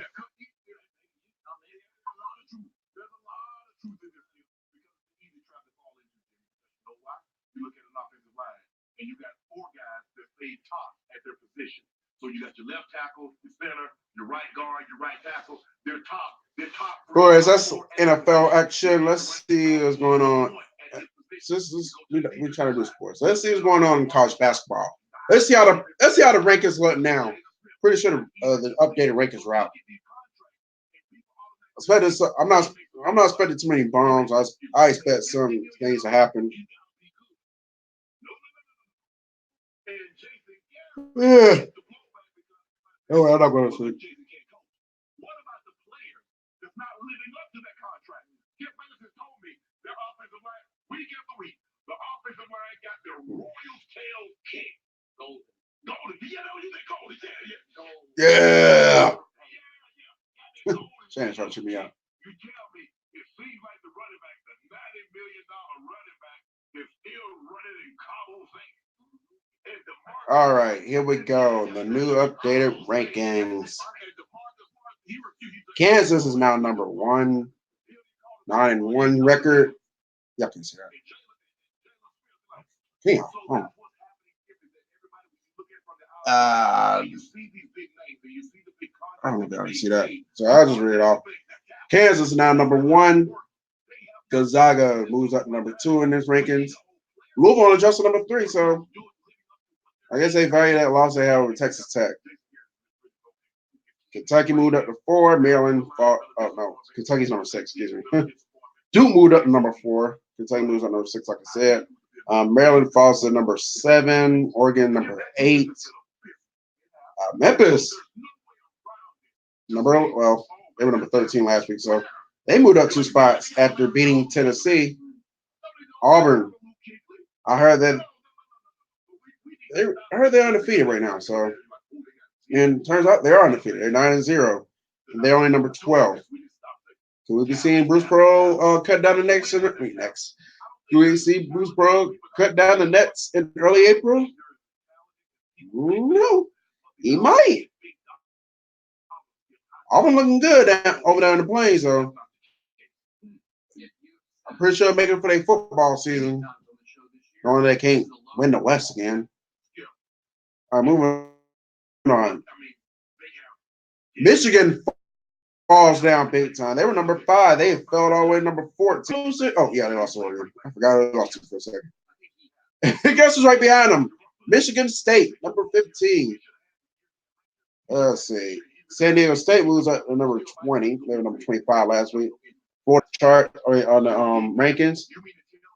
Tennessee falls down number 21, so they didn't fall too hard. Then Washington, Penn State, Texas Tech, and West Virginia round out the top 25. Shocking moment. Or is it North Carolina not in the top 25 anymore? That's why we lose to fucking Wofford, man. We lost to Wofford. How you lose to Wofford at home? It's bad enough you lost to Ohio State or Virginia. God damn, you can't be fucking around losing to Wofford. That's a joke in itself. But yeah, North Carolina route in the top 25, though. They were receiving some votes, so. They got Xavier, Iowa, Wichita State, Purdue, Liberty, Indiana, Marquette, VCU, Utah State, St. Mary's, Northern Iowa, and a bunch of other teams that will be here all day if I run them off. Florida's receiving votes. LSU is also receiving votes, and that's about it. But yeah, that's your updated top 25 power rankings in college basketball. Let's see we got any good games this week that we might need to keep an eye on. Nah.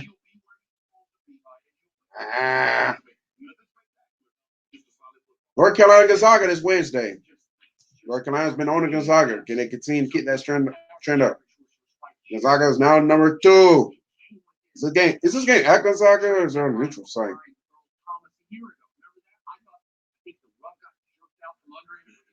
Oh, this game's at Gonzaga. North Carolina better come and play, man. Fuck, for real. They better come and play. This is ridiculous how they've been acting the last 3 games. Anyways, other games we might need to keep an eye on. And That's probably the only good game worth the fuck on Wednesday. Monday and today and tomorrow we got no interesting games, so y'all can watch Real Housewives and Love It Hip Hop and all those other reality shows which y'all watch. But Wednesday you must watch North Carolina at Gonzaga.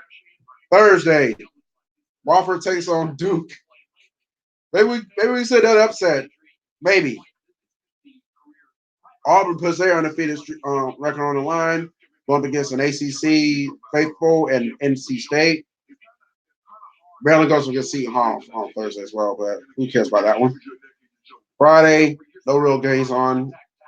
Saturday, this is where the fun begins. Starting at 12 noon on the Fox. Big Fox, as Cousin Sal likes to say. We got Kansas, number one Kansas taking on number 18 for Nova. I hope Kansas beats a little piss out of Villanova. I can't stand Villanova. We got the Orange Bowl Classic, FSU versus USF.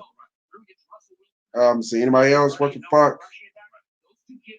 Yeah, we also got UCLA taking on North Carolina at CBS Sports Classic. That will be leading us off, followed by number 5 Ohio State versus number 6 Kentucky. And let's see, St. John's going against Arizona in the Adults Classic. St. John's very underrated Big East team, by the way. You know, they had that 1 year where they were mediocre and average, whichever adjective you want to attach to St. John's. But they found a way to beat Duke that year. I think it was 2 or 3 years ago.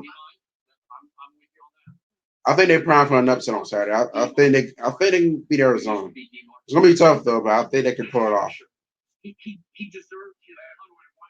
Hall of Fame Classic, we got San Diego State taking on Utah. Yawn, who cares? Next. Yeah, and on Sunday, let's see, we got South Carolina, Virginia. We'll have to see about that.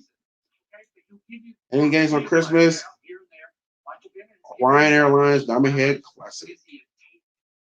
So we do got some games on Christmas Day.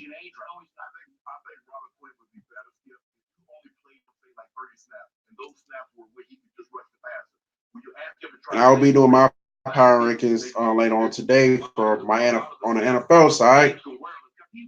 Definitely a little bit of shake up.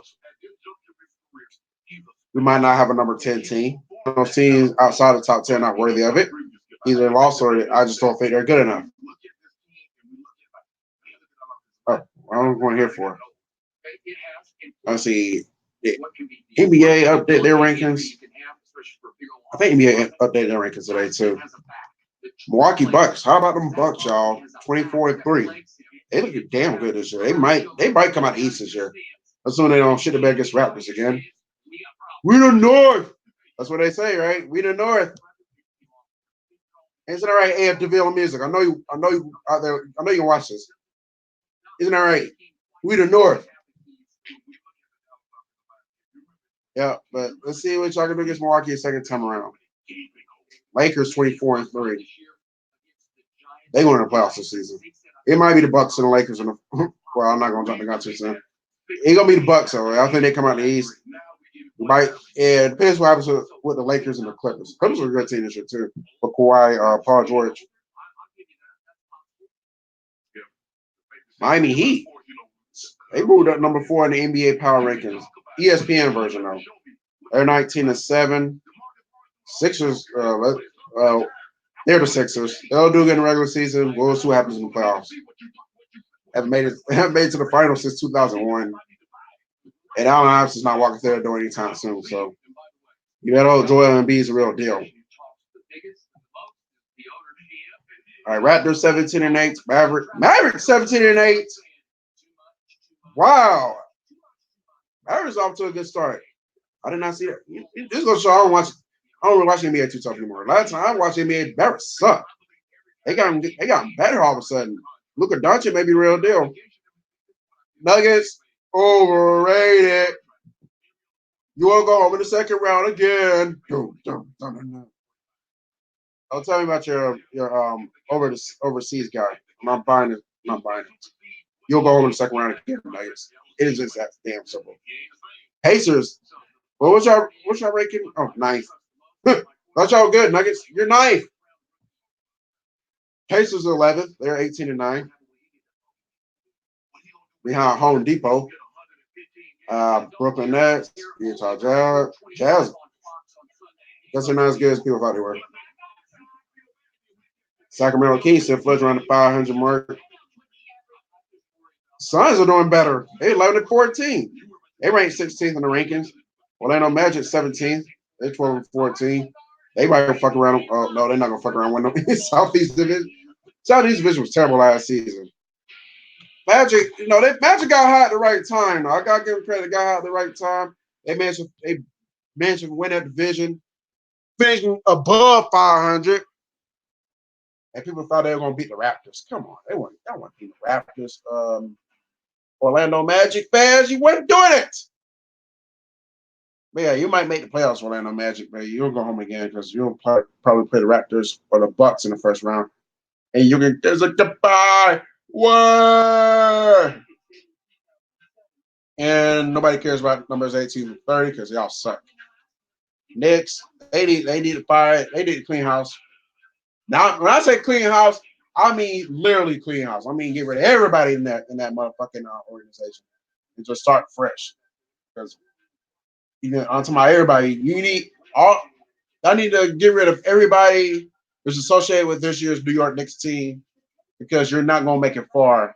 You're not gonna be respectable, let alone playoff team, until you clean house altogether. Hell, put Stephen A. Smith in there. Maybe he'll do something about that. Maybe he'll do something about that. Hawks. I know sports I like to talk about. Well, we got injuries with the Hawks, otherwise we'd be good. No, motherfucker, your Hawks suck, man. Your Hawks weren't gonna do shit this year, even Trey Young and all those guys. You're not doing shit. You're the Atlanta motherfucking Hawks. You suck. Not you. Your team sucks. They always have sucked. They always will suck. That's why. And your team, even Trey Young and all those, if all those players come back, you'll still be looking to win 30 games this year. That's how I feel. And those other teams, who cares? Wait, what's one thing I noticed I did not see? One thing I noticed I did not see. Where are they ranked?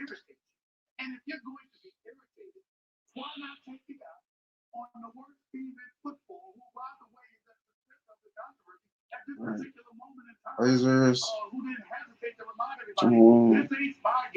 Whoa. The San Antonio Spurs are ranked. I don't know if y'all can see that. I was not sure. I don't know if y'all can see that. They're at 23rd. They're 10-15. This may be the first year since '97 that Spurs do not make the playoffs. That may be the case. I'm just saying, man. I'm just saying. I didn't know they were gonna be that bad. I thought I knew it was gonna fall off a little bit, but it just bad. What time is it? 1:51 p.m. So I got an hour and 9 minutes left. Because I'm going to, barring any power outages, I will be ending this stream at 3 p.m. Ugh. I want to lay out too much. I'll be asleep on the crib. Now I'll be pulling the sports out of the ATL where you be streaming at night.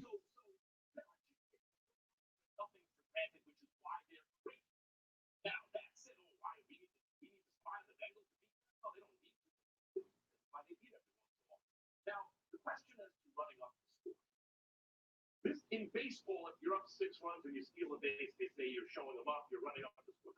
Keep playing, keep playing. But in basketball, if you're winning by 40 points and it's the fourth quarter, should your starters be in the game? No. No, they should not be in the game. And so, like, as with any game in the NFL, the Patriots should try to win the game. Once the contest has been decided, you should proceed as you would normally proceed. If that means yanking some guys off the field, that's what you do. You don't just try to score as many points as possible once the contest is over to prove a point. Last night, I watched a Ravens team that was already locked into the postseason go into the third quarter up 3 touchdowns. And on their own 29-yard line, on 4th and short, they passed the ball. That is the first time that has happened in 20 years. They did it because they are the class of the NFL. I don't care about class B or class list. They did it because they're the best team in football. Good teams do not care about their feelings. The Patriots don't care what any anyone thinks of them. This isn't about running up the score. They'll hold their starters. They can still score points. They need to show, not anyone, not you, not you, not you, not me. They need to show themselves that they can give enough offense to go into the postseason with a Super Bowl caliber defense and win games. Well, basically what you're saying is the Bengals are so awful. If you go out there and struggle against them, we have no reason to believe in you. That's basically what you're saying. The Bengals have one of the worst pass rushers in the NFL. Tom Brady currently is the second worst quarterback EPA per play under pressure. The worst. Think about that. That's what he's supposed to be great at, and he's terrible at. Can't do it this like he fell off a cliff. It's weird. Anyway, the point is, of course, Mina, you always continue to try and score points. That's not the issue. But what you mean by running up the score is you are going to coach somehow differently than you would normally coach once the game has been decided. That is incorrect. They shouldn't care about anyone's feelings. They should care about themselves and getting themselves ready to go on a playoff run.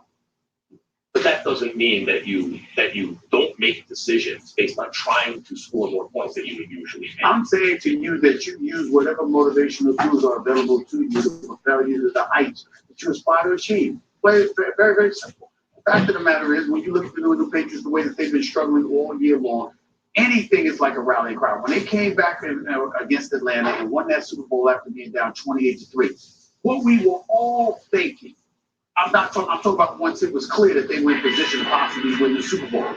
Everybody, literally, it was almost like must-see TV.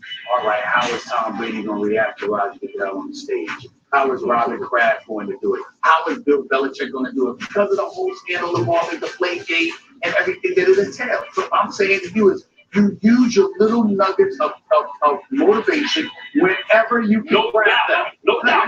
They're also still learning how to play on offense. Max, this offense is they're terrible. This is a weak sauce Patriots offense. They've got rookies and old guys as receivers. Those rookies need to learn how to play with Tom Brady. They don't pull them. They need every down they get. I have a question for you just for the purposes of this man right here. Okay. Are you saying that it's not really about Tom Brady? It's about the absence of weapons he has available to him?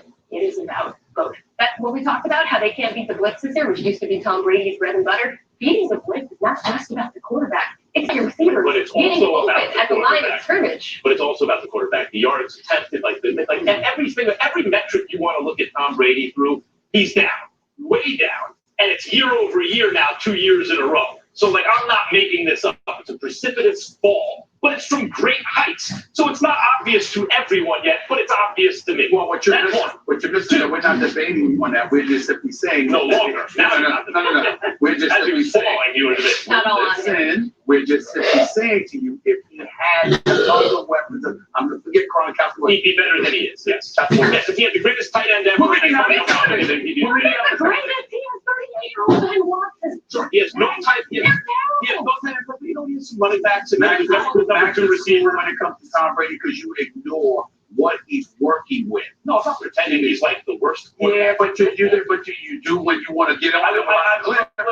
Bring it up. Look. Instead of me taking a victory lap a year late about Tom Brady's clip. Go ahead. Two. We can just stand here shouting 1, 2, 1, 2, and do a segment. The point is, I want everyone just to consider it for a second. Because I agree with you. You take motivation wherever you can. But think about the Patriots for a second and what they've done. They cheat more than anyone. That's why they get caught. Because they're excellent at everything. I would presume that also means cheating. And since no one else is getting caught, they're always getting caught. It means they're doing it all the time.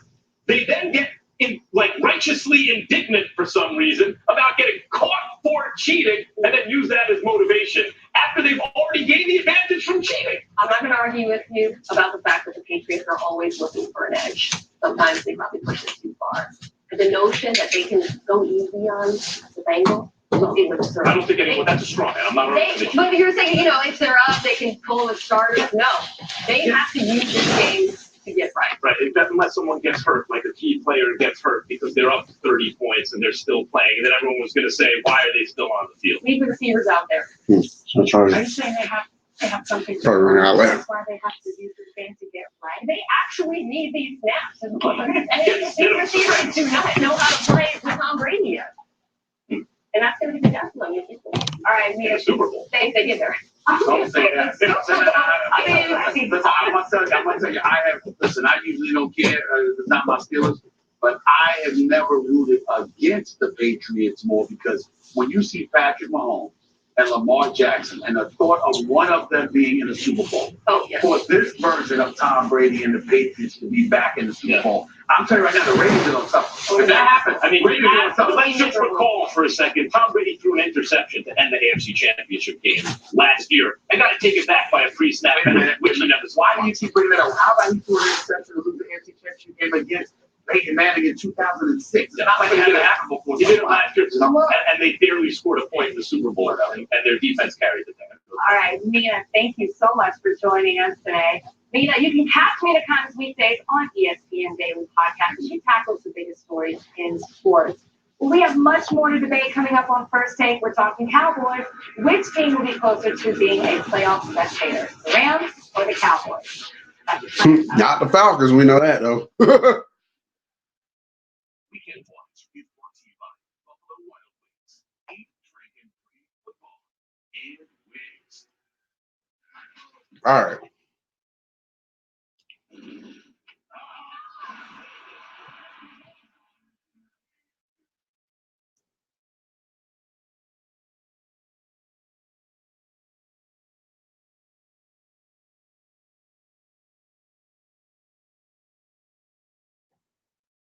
His arm in a 42-21 blowout win over the Jets. Lamar ran for 86 yards on 8, was enough to break Michael. Still record so I can reach my phone over here. Lamar's 33 passing touchdown. I'll be right back. Not only but also tied the Ravens single season touchdown.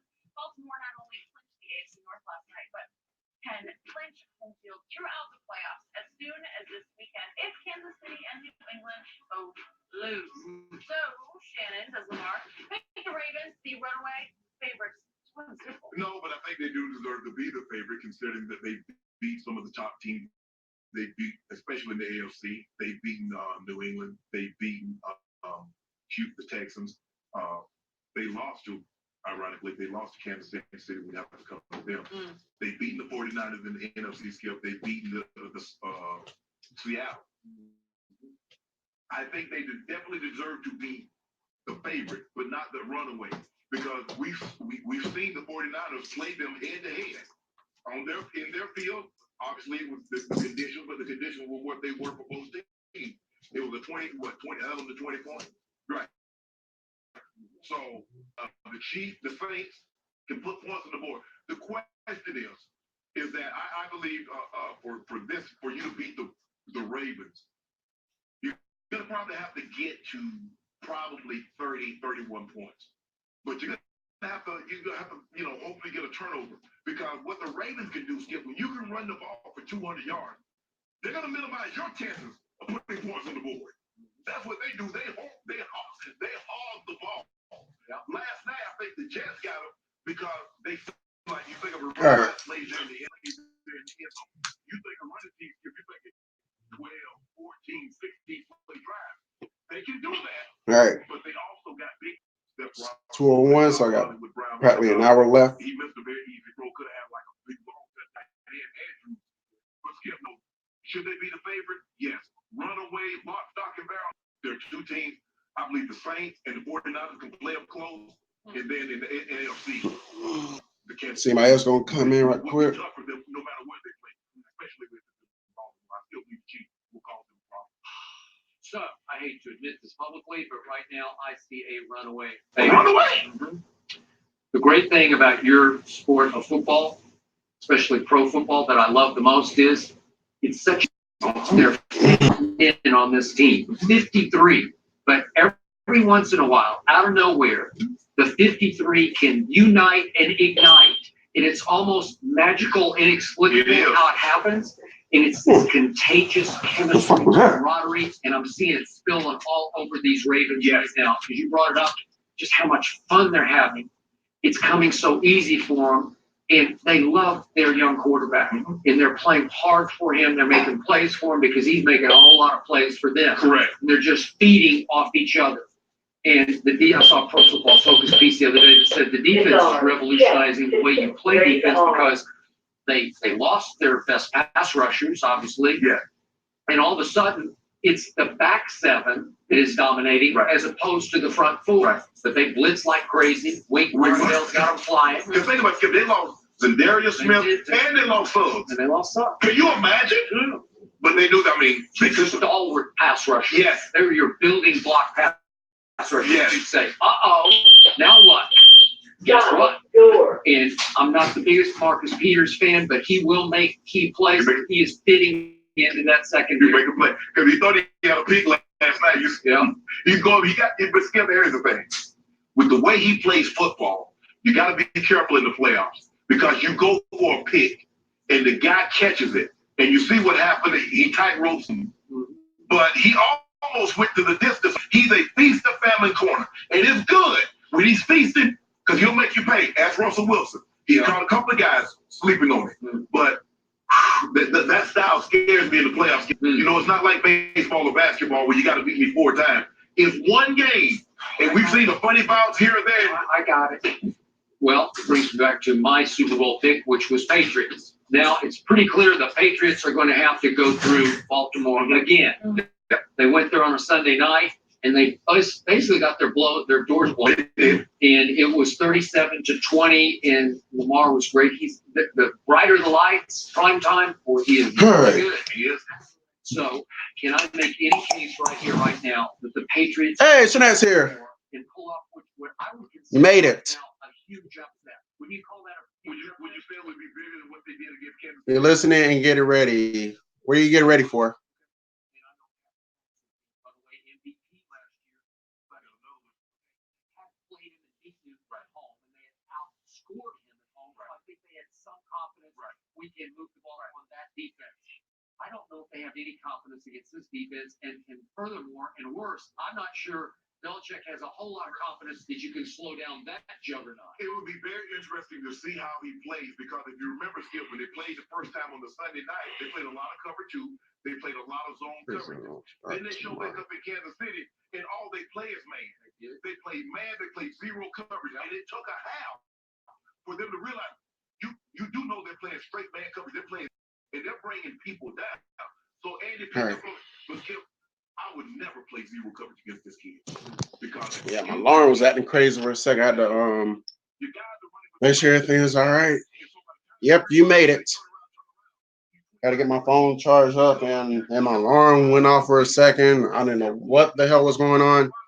I had to fix that, so that's why I wasn't sitting on this couch conversing with y'all when I got back here. So that is get a few things done. All right. So why you got some more adulting to do. Interesting video you made about an hour ago or 2 hours, whatever it was. But yeah, I'm gonna be honest. Like I said in your comment section, I have 0 favorite Christmas songs. Now I will play some Christmas songs next week. Since it'll be closer to Christmas, but I can't honestly hear a song and be like, oh, I really like that one. That's definitely on tops of my list. But you definitely got some. I don't listen to Wham, so I can't say anything about those. But those other 2 songs, I will give you the nod on those 2. You know, that definitely Frank Sinatra, Let Us Know is definitely a classic. And other Stevie Wonder song, I'm pretty sure I heard it a couple of times when I was younger. So, but I'll listen to a lot of Christmas rap though. I like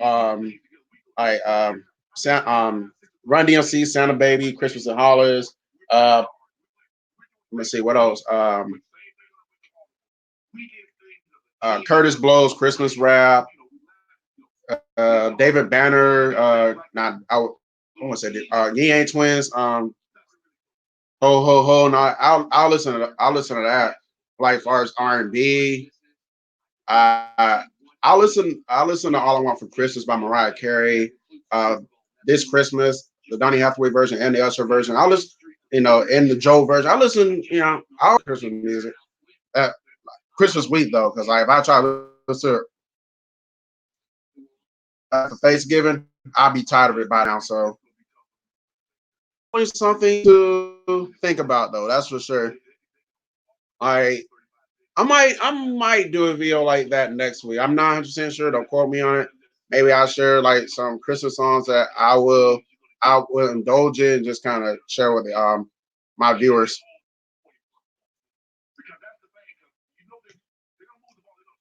Yep.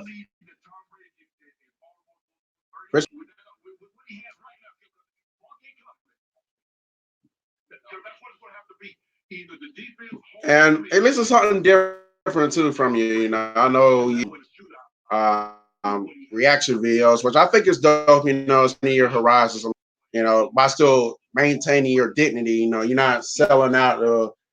You're not selling out. So that's all. That's always what I respect about you. You know, that's why I'm always gonna always support your channel and be in your streams because I see a genuality with you and you're just being you and you're a very great content creator. I wish some of my peoples that watch my channel will actually do what I say and come to your channel as well and support you, but it is, I mean, they watch everybody's video, so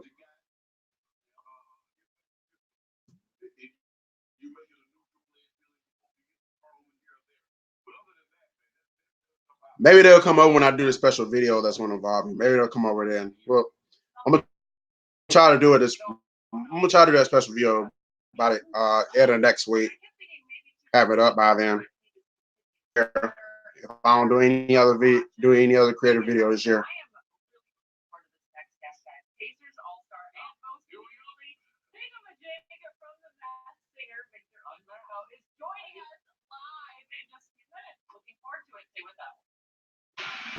Whew, shit. Yeah. But yeah, I haven't even talked about Christmas yet on this channel. No, I do, but not heavily. I guess I'll mention something about it now. You know, would it be in December 16th?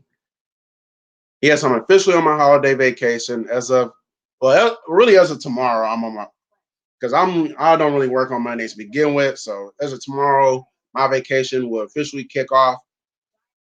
And I know people's like Friday when I was at work, it's like, you ready to start your vacation? Because it didn't really feel like I was starting up because I had to work throughout the week. And plus it was raining and cold. Well, I don't work, but cold. It was raining, so it was just very dreary and depressing, and it just didn't feel like a vacation. I said, give about a couple of days when I had to get up out the bed early in the morning. I can just roll around and do a couple of the cribs throughout the week. It'll then I really feel like it's actual vacation. I really appreciate you saying that. It was hard deciding to include reactions, but I wanted to do them more since summer ones. But I definitely didn't want to abandon my old content I love. Fair enough. Fair enough. That's why I like like you would react like with you with reactions. That's kind of like me with the drink reviews when I was trying to expand my horizons by while still being me. And I'll probably be doing some more drink reviews on coming up too. I'm pretty sure the bottle shop, which is across the town from in my city, on the other side of seasonal beers. So definitely gonna try them because I've been getting requests on Facebook about the drink reviews. I haven't really done one in quite some time. Just like with La Crib, I said I definitely need to bring those two, bring back La Crib and the drink reviews, for the holidays. This beer, try that out.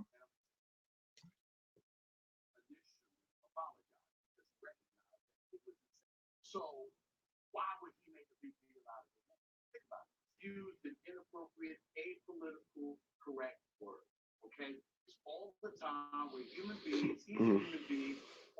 Well, I know, Shanae, you're still listening. I know you don't really have any initial plans for Christmas, but like you got something you want to do for your kids. You got any plans for them for this holiday season? 'Cause, I don't got any kids, so I really don't have any main plans. I already got my, I already got my Christmas stuff up. Since you're here, oh yeah, hold on. Since you're here, ah,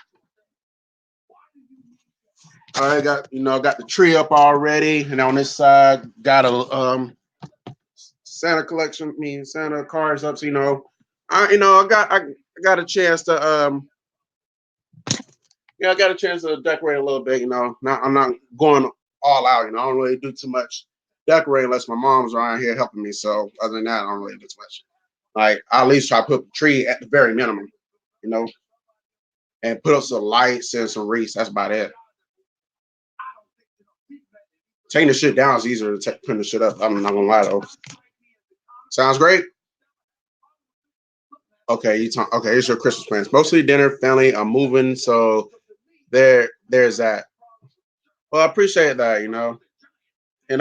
It's Christmas tree. Well, not this one, but I had this Christmas tree for about 9 or 10 years. I had it for a minute. It's like those type of Christmas trees where the lights are already installed in, so you don't have to worry about putting the lights on there. So like a lot of the Christmas lights I have, or well, not a lot, but some of the Christmas lights I have, I probably just like decorate around the Reese's, and call it a day. I know, you know, and sometimes, I know my mom she'll hook me up with some ornaments she'll get from her job, and just add on to the collection, put on the tree. So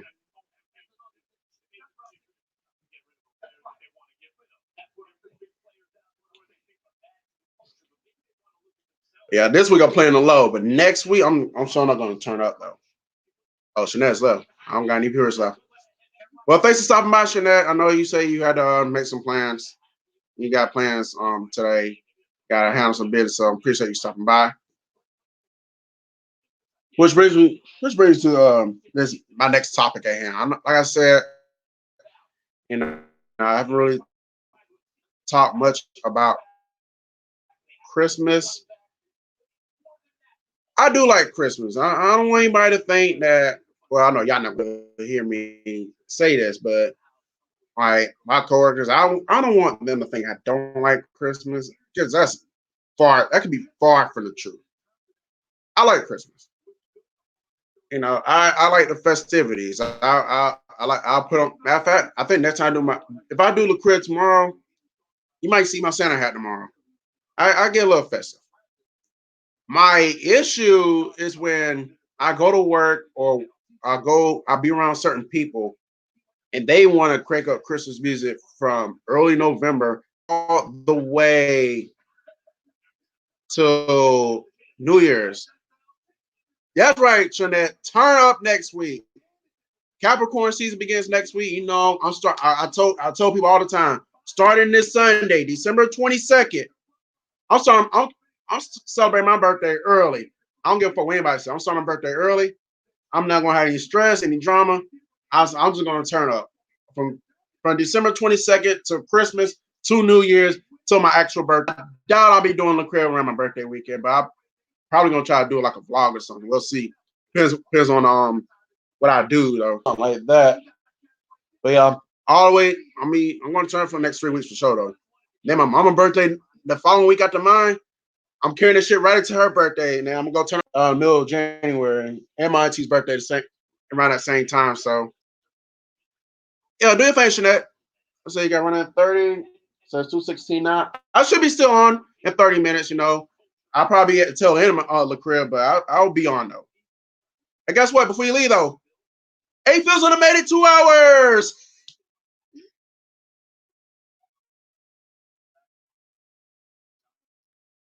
But yeah, as far as Christmas, like I said, I like Christmas. I like getting, like I said, I like getting festive and all that. I like going to Christmas parties. I really do. I think Christmas parties are awesome. I haven't been to a lot of them because like a lot of people I know don't really do Christmas parties, but like when there's opportunity to go to a Christmas party, I'm gonna go. You know, it's just how I rock though. Actually, at my company, at my job is having a Christmas party tomorrow. I was talking to a few people about it because I'm not fond of hanging out with coworkers outside of work. Just not my thing. Just not something I would do. But people I conversed with, it was like, Fizz, all seriousness, you should swallow your pride of not hanging out with coworkers outside of work and just go to the damn party. Just go to the motherfucking party. You may have a good time. Go to that shit. You don't, it might not be, you might have a good time. It's gonna be, you're gonna have drinks. And up until Friday, up until I start telling people about it, up until actually to this past weekend, I was not coming. I told my coworkers, do not hit me up, do not bother me. I'm not coming. But now, you know, some people have been telling me, have a change of heart, seriously consider it. And then I even talked to my own parents. They said, even they were saying like they think, well, they didn't say I should go, but they said it wouldn't be a bad idea if you do go. Maybe you should, they did say I should consider it though, for real. So I don't know. I know the party's tomorrow. It's not till 4, and I'll say if I do decide to go to this Christmas party, this company Christmas party, and if I do the crib tomorrow, that's why I might do it at 11 a.m. I might bump it up an hour early and get my 2 hours in. They ended at 1. That way, if I do decide, if and this is a very big if, I do decide to go to this party, I can end the crib early and have time to get ready to go. I still gonna have to go by Publix. I'll have to pick me up a sweet potato pie because I said if I come, I will bring sweet potato pie because at this party, it's not it's not required, but it's highly recommended that you bring a dish. Say my goddamn life. There, I said it. Then again, you've been following Coast Productions for years. You would know I said on various occasions that I cannot cook, and I'm in a family full of cooks. Nobody took time to teach me how to cook. Am I complaining? No, because at the end of the day, TV theaters and restaurants, I'm good. I know people say, well, that's money right there going out the window. You could learn to cook, save some of that money. Well, think about it this way though. Go to the store, you got to buy groceries. So either way, you're still spending money. I think a lot of people don't realize that. People want to not the fat eat, but yet at the same time, you're not. I rephrase that. A lot of people want to not the fact you go to restaurants and eat, because you're spending money, but they fail to realize when you go grocery shopping, you're still spending money. And I look at it like this: you probably like in one day, people can spend one day's worth of groceries. Okay, and one day, people can spend X amount of money buying groceries for the entire week. And a person that can go out to eat every fucking day, well, not every day, but every other day. Well, let's just say hypothetically, I go out to eat every day. I can spend just as much money at restaurants throughout the entire week, Monday, Tuesday, Wednesday, Monday, Tuesday, Wednesday, Monday, Tuesday, Wednesday, Thursday, Friday. Whereas a person could go to the grocery store, to your Walmart's, Winn-Dixie's, Publix's, whatever. Or if I know some people don't have a Winn-Dixie or a Publix, but whatever grocery store you have, I know everybody has Walmart though. That's for sure. But any other grocery store you have, you're gonna spend that possibly the same amount of money, maybe not as much, but in that same ballpark for a week's worth of groceries. Think about it. So next time you knock somebody who can't cook and eats at restaurants, think about how much money you spend at a restaurant, at a grocery store, so you could cook a hot meal for your family or for you or whatever. Now, I do go to. I don't mean like I'll go to the grocery store and pick up some milk and cereal, some shit like that, or maybe some Cheetos, some chips or something, popcorn, something like that. It's like you don't need to cook cereal. You don't need to cook snacks. That's ready made. Now,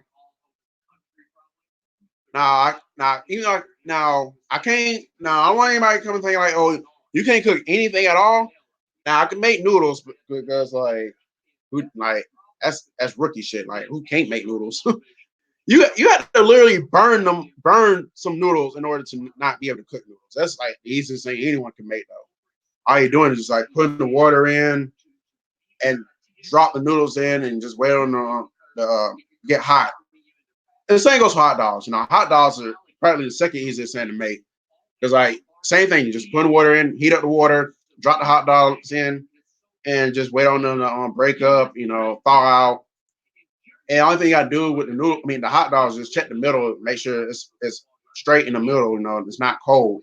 Then boom, you're done. Put it on the bun. There's ketchup, mustard, relish, pickles, onions, tomatoes, ketchup, chili, cheese, whatever you put on it. I know some people, Chicago people, they dress their shit up like a salad, or like a sandwich. There's tomato, onion, pickle, relish. Are you eating a hot dog or are you eating a sandwich from Subway / Jersey Mike's? I know New Yorkers. I know I want to say they like chili on their hot dogs, but I know for sure like sauerkraut.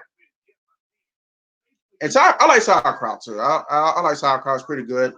Now, and I'll eat it. I eat it with a Reuben, but I can't say I'll eat it by itself though. I doubt I'll eat it with a hot dog either. But I'll eat it with a Reuben. But yeah, sauerkraut's pretty straight though. I'll eat some sauerkraut though. But I say noodles and hot dogs are probably the easiest things you can make. I know how to make pancakes. That's I wouldn't say that's easy. You just gotta know. You just gotta have just smidge a little bit of patience to make pancakes and waffles. I'm just gonna be straight up honest with y'all because if you don't have the patience, you're gonna fuck up a lot of pancakes and waffles. Your shit either gonna be not done all the way, or it's not gonna be, you might flip it too early, and it's not gonna be all done. Or your waffle, you may burn it. You may burn your pancake or waffle. So just gotta have a little bit of patience. You can't just rush try to make the pancake or waffle thing. Oh, it's gonna be shit. But yeah, I can make pancakes and waffles. I can make eggs. Not like the professionals, but I know how to make some eggs. So let me see.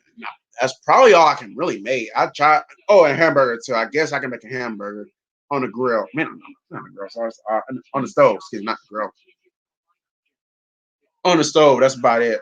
But I think that's it. That's probably the only thing I can really cook though. But all the other shit, the steaks and the steaks and the chicken. I don't know how to do that. I don't try it. That's why I told people you don't. I'm the last person you ever want in your kitchen cooking up a damn meal. You will be sick. Hell, your 4-year-old kid could probably do better than I can. I know it's embarrassing. 4-year-old kid out cooking. I know it'll be embarrassing for a 4-year-old kid out cooking, but hey, fuck it is what it is. It's certain things kids can do better than those. It's just in that world. But yeah, so yeah, I can't cook with it down, which I know I'll draw it out, but coming back full circle, I said I'll just go to Publix and buy me a.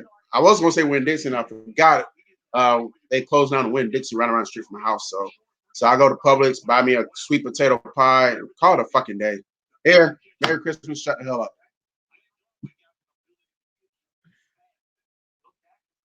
Enjoy it.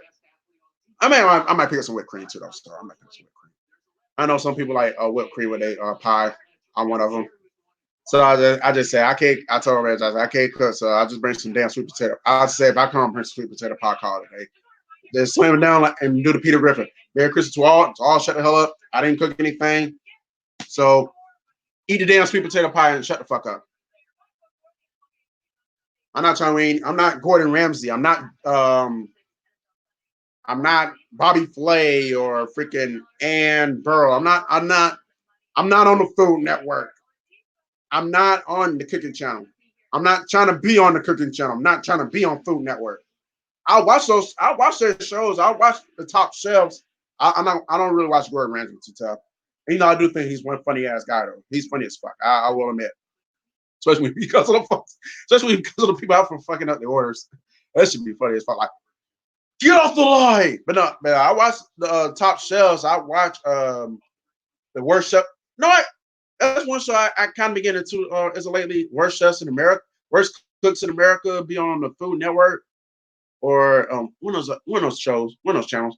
I've been watching that as of lately, and I just like you watch like the first episode of those type of that show watch the first episode of those seasons. I can cook better than them, and I suck at cooking. I remember one episode I was watching. I was like, man, y'all suck so bad. Even I can do better than y'all. Y'all worse than me. Maybe I should stick to whatever the fuck y'all was doing beforehand because this is not for you. This cooking shit, no, not for you. Try something else, B.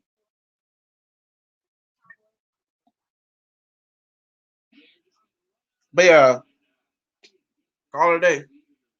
I know some people be like, they gonna make buffalo chicken dip and all this good shit. I'm gonna be honest, I don't really eat at Christmas parties anyway. I usually just drink at Christmas parties. I usually do. That's how you know. Can't trust everybody's cooking. My parents told me at a young age. They said, "Son, I'm gonna tell you." They say, "We're gonna tell you a lot of things in life that you need to take heed to. Because when you get in your 20s and your 30s and all that, I want you to be extremely knowledgeable on this stuff." And and my parents told me a lot of things about life. They gave me a lot of life lessons. And one of the many life lessons they gave me is like, you somewhere down the line, you're gonna get invited to parties, Christmas parties, Halloween parties. You're gonna get invited to those parties. You know, one thing I want you to do, one thing I want you to know, do not, I repeat, do not trust every cooking. Not everyone can cook worth a damn. Not everyone can cook. Savor your stomach. I do not want you to wake up the next morning with a motherfucking, well, they say motherfucking, but you get the point. They don't want you to wake. We do not want you to wake up with a stomach virus because somebody poisoned the fuck out of you. I'll hate to have to send somebody to court and sue the fuck out of them because they got my son sick. But no, they didn't say all that. Was exaggerated. But they did say, don't trust everyone's cooking. They did say that for real though. And I just kind of took that to heart because I seen scenarios where people go to other people's parties. They wind up sick the next morning, and they think it's because of drinking. No, not because of the drinking. It's because people can't cook worth a damn. So you gotta be careful. Like when y'all go to these parties and people are cooking, you can't trust everyone's cooking. No, you got like if it's like a close friend of the family and your parents and your guardians had they cooking back in the day before you existed, and they say they could cook their ass off. Trust their cooking. Like one of my dad's best friend's wife, may she rest in peace. She was an awesome cook. She cooked her ass off, and my dad will always talk about her cooking. And I agree, her cooking was a shit. So I'm gonna see. It, you know, but you don't hear because you don't hear my folks say. My folks would not tell me not say that about a lot of their friends and associates and all that. Because let's be real, someone can't cook with the damn, and they'll be straight up. This fool cannot cook with the damn. Hell, my son can do better than that. He can't even cook. That's how they be.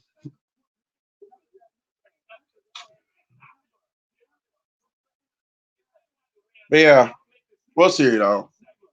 But regardless, if I go to the party, and I might do stream, I might start the crib at 11 a.m. It's as if I don't fall asleep though. So that's what happened last week. I was just gonna come out the blue and do the crib last Monday. Problem, I fell asleep like late. I fell right back to sleep late in the morning. By the time I woke up, I was just like, yeah, I just don't feel like it. I said, we always got the 16th. That's the main plan anyway. So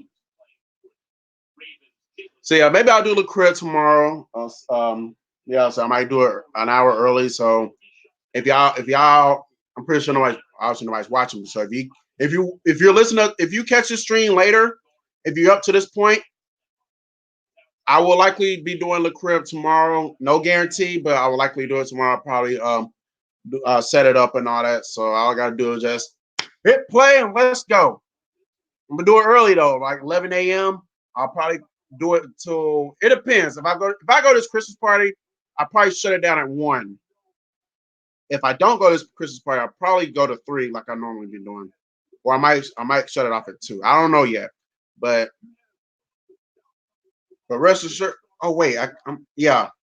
I might get up early tomorrow if I do decide to do the crib tomorrow at 11 because I still gotta do my I gotta do my Power Rankings videos tomorrow. So after the Colts Saints Monday night game, I'm gonna be working on that later on tonight. So I definitely gotta do my Power Rankings for my Facebook channel.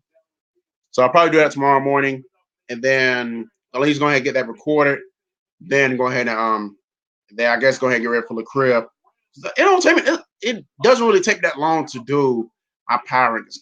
If I edit early, which I will be doing after the crib, I will be editing these Power Rankings today.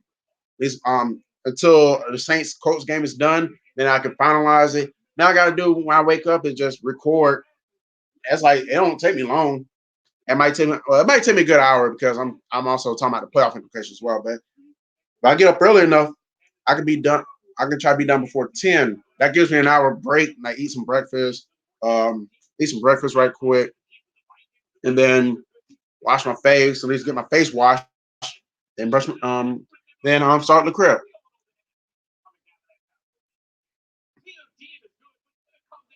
Max Kellerman, calm the fuck down on TV, man. Max Kellerman, he trips me out sometimes. He can sound like a little kid in the damn candy store. But yeah, that's all I'm saying.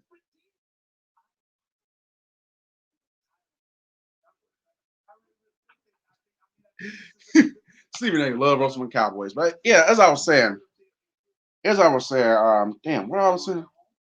Oh yeah, that'll give me an hour break in between to eat breakfast and wash my face and at least throw some clothes on for the crib. Now that way, if I do decide to go to this party, I can end it at 1.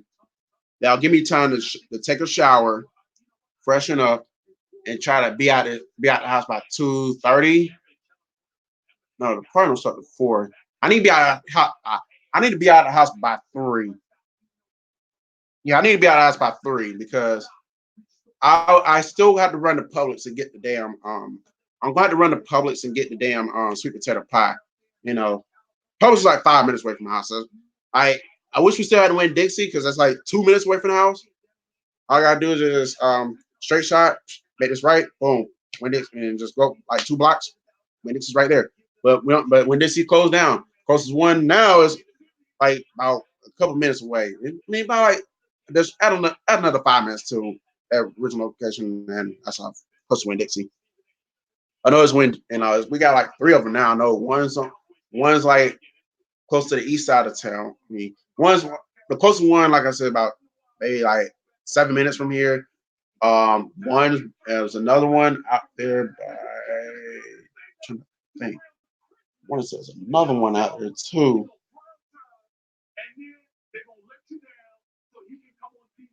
Mm. I know there's another one out there by Hooters and Buffalo Wild Wings. I want to say what the third one is at. Might be on the northeast side, if I recall correctly. No, what? That's where the third one's at. It's on. No, it's Piggly. That's Piggly Wiggly. But anyways, you get my point though. We don't got a lot of Winn Dixie's in town anymore. A lot of them shut down. A lot of them shut down. Like I said, one around the street from my house is gone. One on the south side of town is gone.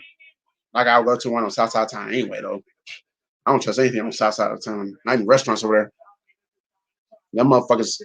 Those those people work at those restaurants and those grocery stores on the south side of town, so motherfucking ghetto. It's ridiculous. I never had bad service though. I will admit that. But I don't. I still don't trust restaurants and joints on the south side. But so I'll just go to Publix. It's 5 minutes away from the house. And just hit the highway, take 2 exits, boom, get off. Publix right there, and then leave Publix, go straight to the party. Maybe a little bit. Reason why I say 3 o'clock because I don't know how many people gonna be in Publix. People doing Christmas shopping. For food and stuff. I gotta take that consideration as well. So we'll see. go by there and pick one up yesterday, but I said if I pick one up yesterday, I don't want to have to pick one up. And then all of a sudden, I decide not to go. I had to make sure I was going to go before I did that. So we'll just have to see what's going on tomorrow, though. You know, we still got, you know, it's really 6 hours away from the party. Then on top of that, the main thing weather. You know me, rain don't stop a show. But that only applies when I'm going to Hooters and all that. Rain don't stop me from going there. It's supposed to rain tonight going into tomorrow. Is it's going to rain tonight going into tomorrow morning. And they say it might storm, which is strange because it doesn't normally storm here in December or January. But it does. I mean, it's going to do that tonight, likewise. So it depends how the weather's looking. And I don't know when the rain gonna let up. It could be uh,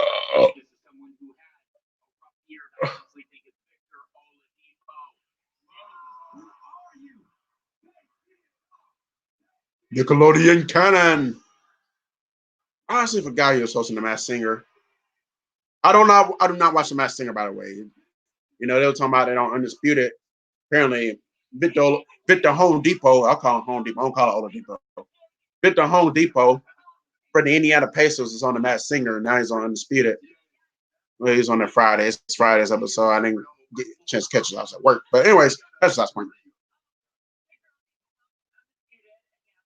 But what I was saying, damn, I was trying. I was saying something. I wasn't talking about Masked Singer. I was talking about. Oh yeah, I said we had to see. Oh yeah, the weather. It depends how this weather looking by. So I'll probably do the crib tomorrow morning, and you probably gonna hear the rain when I do the crib. So it depends how the weather is acting once the crib is over. And I think I might have to leave early because I'm thinking about shaving too. I think I might need to shave. And tomorrow will be a good day. Well, tomorrow might not be a good day. So I might do it tomorrow. I might do that later on in the week when it's not raining. So I can, don't have to worry about it. But I definitely gonna try to do it during the daytime since the kids are still in school. Definitely want to try to do that this week too, though. Be shave. But yeah, we'll have to see though.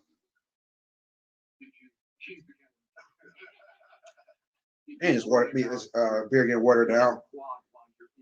But yeah, we'll just have to play it by ear. You know, don't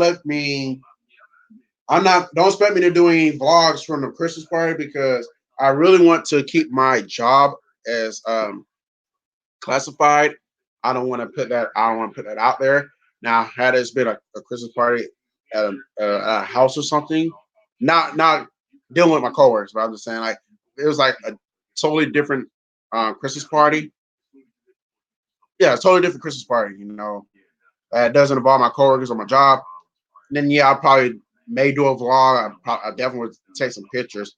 Since this is affiliated with my job, I'm not gonna do that. So don't expect any. If I do go, do not expect any vlogs or pictures from that Christmas party because that's not gonna happen. Got to keep that a secret. Don't want to put your business out there on YouTube, especially when these cutthroat ass niggas out here, trying to find any and every way to expose the fuck out of you. You don't give them that satisfaction.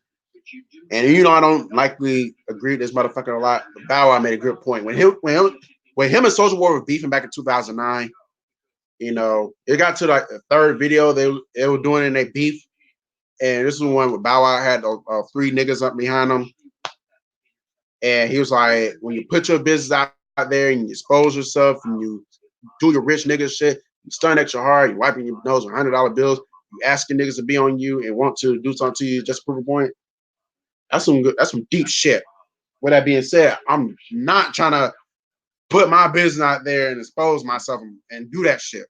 So that way, do not expect any vlogs from the party if I do go tomorrow. I see we got one person in here, so state your claim. Let me know who you are. Speaking of, I got my phone. Yeah, somebody left. Sucks to be them. But yeah, just some deep shit. So I really took that into consideration. That's why I'm to the extent I'm a very private person. Like I at times I will like if it's like a live event, I will vlog it. But like if it's personal shit, you know, yeah, if it's personal shit, you know, that needs to stay in house, I'm not gonna vlog it, you know. I'm not gonna vlog my job. I'm not gonna vlog doctor's appointments and all that. I just think when people vlog doctor's appointments, it's fucking weird. I why? Maybe because I grew up in an era where we never vlogged or took pictures of doctor's appointments and dentist appointments. Like if somebody got hurt, we never took a picture of it and asked for prayers. I just say I just think some people just don't know what to put out there and what to keep to yourself. Stuff like that. If your kids are hurt, they bleeding or they about to have surgery, I would keep that to myself. I would keep that between you, your son, or your daughter, and that doctor. I don't think anybody else should know that. Maybe you could say, maybe at the very least you could say, "Yo, my child is going through some shit.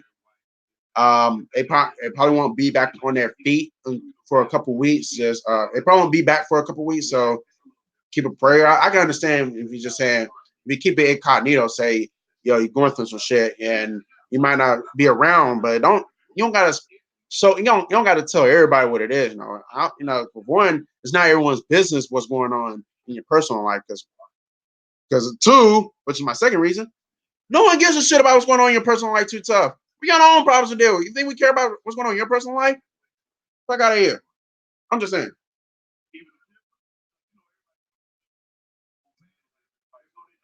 Like, if you're gonna do all that, you might well get a YouTube account or a Twitch account, whatever, and become a daily vlogger like Clintus did, or Roman Atwood. You might well become one of them. Then it'll be necessary to talk about your personal business. But other than that, no, we don't need to know all that. I'm just saying. But yeah, so yeah, don't spend any vlogs and shit. So, but yeah, time is now. Oh damn, I'm not charging.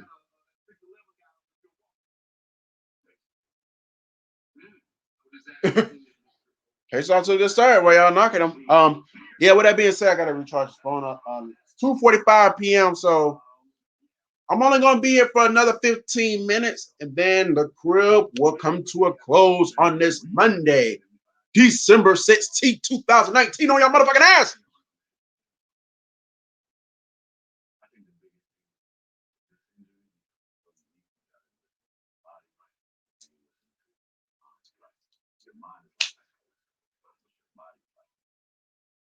What did the doctors tell you that performed the surgery? How long did they say what's normal for this type of thing? At first it was like 6 to 8 months. But, everybody's different. Everybody's unique. I think when Tony did it, he trying to come back. Yeah. So for me, it was like I'm kind of like a case study, right? Because I'm so young and it doesn't really happen to a lot of people, right? So for me, I'm just kind of take the easy way and just kind of just take it easy. Yeah. When the time is right, I'll know. By the way, Tony Parker rushed back for this guy named Kawhi Leonard, who was quitting on my Spurs at that point. I'm just pulling that out. No, you don't have to comment, but that's exactly what happened. And it did not. Thank you very much. I'm glad you haven't gotten over that. So speaking, I have not. I'll never get over. No. So speaking of Lakers Clippers, I know it's way early, but from what you've seen so far, which team is better? So far, Just you has a better record. no, you know who. Right now, the Lakers probably would be the better team. They're playing better right now, but the load management kind of is a different thing. So there's a bull job in it. So people say it's a bull job. So the Clippers are fully loaded every game, but we'll see. I'm looking forward to the Christmas Day matchup. You got it. So, speaking of another team, the Houston Rockets, you're going to have some insight into that because you did play a whole year alongside Russell. Oh, yes, I did. Right. Yeah. And you did pretty well, and he did really well because that was his first breakthrough year in which he averaged a triple-double. How do you think it is working out so far between him and his old friend James Harden? All right, Mariah, these last 13 minutes.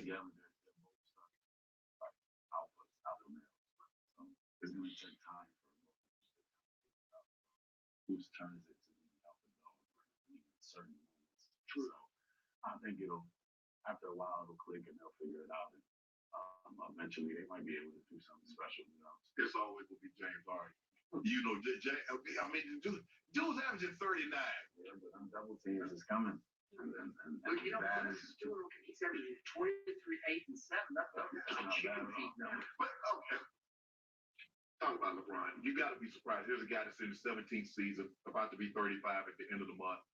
Are you surprised that he's playing this well? it's unreal what he's doing at his age, man. And it seems like he's getting better, not slowing down. Yeah, I mean, I appreciate that. I mean, now we want to be early in the season. We're not even the Christmas. You're saying he's looking forward to that matchup. We are rooting for you, though, to get healthy, and we can't wait to see you back on the court. But really well done. It was fun to watch you this season. And thank you for joining us. And just a reminder to all the Masked Singer fans at home, check out the 2-hour season finale next Wednesday at 8 p.m. on Fox. And season 3 will premiere after the Super Bowl on Fox in February. And apparently Shannon trying to get on the show. So, I mean, he's trying, doing whatever he can. Again, thanks for being here, Vector. Coming up next, Michael Eric Dyson joins us live in studio. Stay with us. Okay. But yeah, I'm trying to switching gears. Just want to let y'all know on here that yes, I am trying to do the underground YouTubers version of monetization with the Cash App. So like I said, it's not necessary. But if you're feeling really loose with your wallets and your purses, you could kindly, slip a little donation to my Cash App. I'll truly appreciate it if you do. Here's the thing about that, though, because I do want to say something about this as well before I end the crib. Since I'm on the since I'm thinking about so I'm still in the crib and I got that going on the ticker. When I say donate, I don't mean donate 50 cents or chunk change. I'm not trying to go out and buy a piece of ball. I'm not trying to buy a ball of gum from the gumball machine. That's not what I'm trying to say. If you're gonna donate to this channel, minimum $5. That's just it. Minimum $5. I think that's fair. Very fair. Because I think when YouTube does their monetization thing, no, not the monetization. They do their what's the thing? I just said it earlier in the crib. Super chat. That's why. When YouTube does a super chat, I think the minimum is $5 to donate to their channel, to corresponding channels. Maybe I'm wrong. Maybe it's less than that. But I'm just saying $5. That's all. You just want to do 5. That's cool. $5. It's cool. 10. It's awesome. 20. Hey, I'll give you a personal shout in the video. In the crib. If I found out you donate to a Cash App. I said.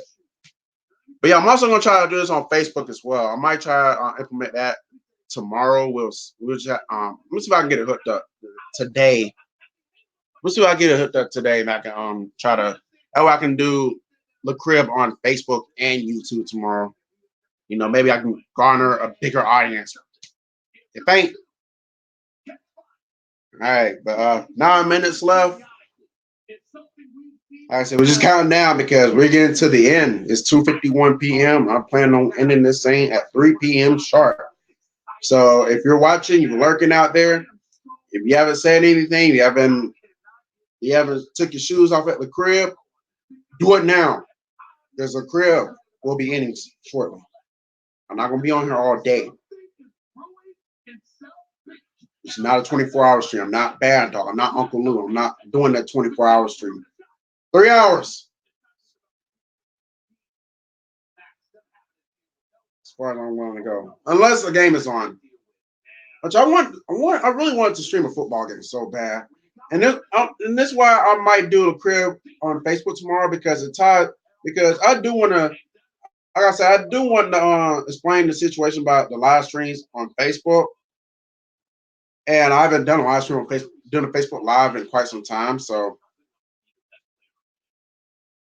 Yeah, I haven't done a Facebook Live on in quite some time. I feel like I have to explain the situation, what's going on with that. You know, I feel like it'll be a good. I feel like if I do look crib tomorrow, that'll be an awesome time to explain that situation, and I guess share with y'all on YouTube as well. So y'all, so share with y'all on YouTube as well. I guess that way, if you don't see any Cribs from certain places, Buffalo Wild Wings, Hooters, or anything like that, you understand why as well. I feel like I gotta talk to y'all about that. But I'll talk to y'all about that. I will talk to y'all about that in another episode of Crib. If it's tomorrow, then I'll talk to y'all tomorrow about that. So,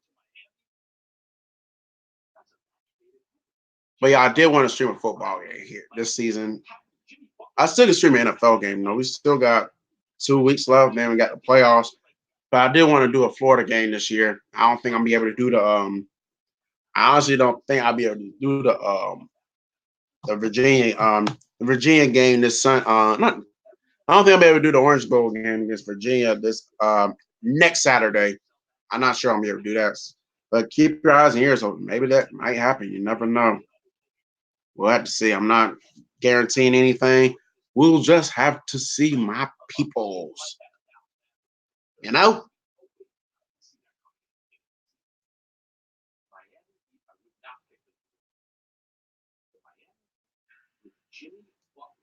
It's just that way. Be that way sometimes. It's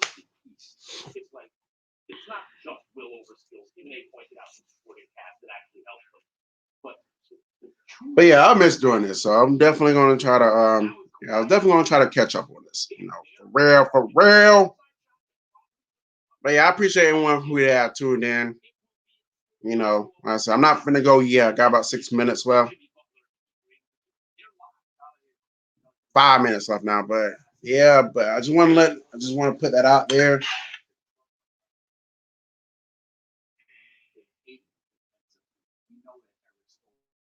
You're welcome, please. It probably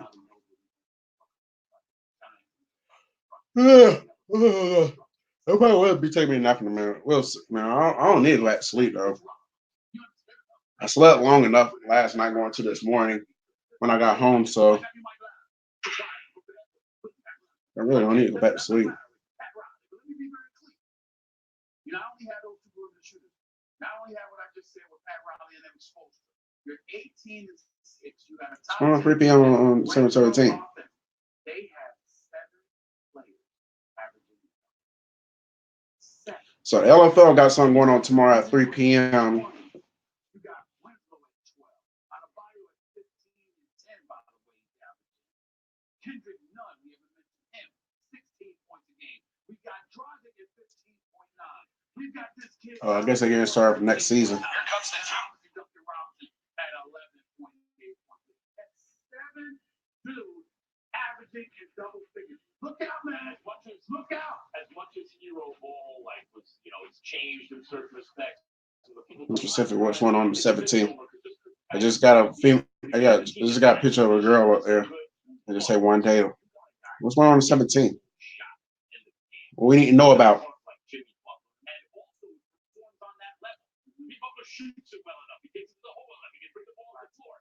That dude can be the difference in the playoffs. Are you ready for this, man? Not only do they have 7 guys averaging double figures, no one is averaging more than 14 shots per game. No, they're spreading it around. They're spreading it around. And guess what? They're leading the shot taking ain't even Jimmy Butler. It's none. It's none. And 14 again. He's taking Jimmy Butler not even taking the most shots. Don't forget any luck. Man, of course he does. Let me tell you something. This is special. I'm watching Miami, and I don't care about the outcome tonight. I just want a game. I want Miami to play hard out to play a competitive game, to go out there and fight and give us an indication of what we need to watch. Because the Lakers are taking the regular season really seriously. We're all going to be watching the game. We know it's going to be exciting. Coming up next, are the surprise stewards a better bet to make a playoff run than Josh Allen and the Bills? Coming up next. And also, just how much do these guys trust the Packers that are so say that the Packers, man,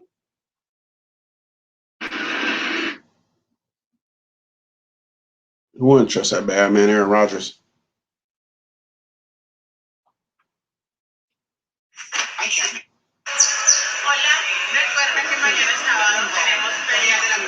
Workout.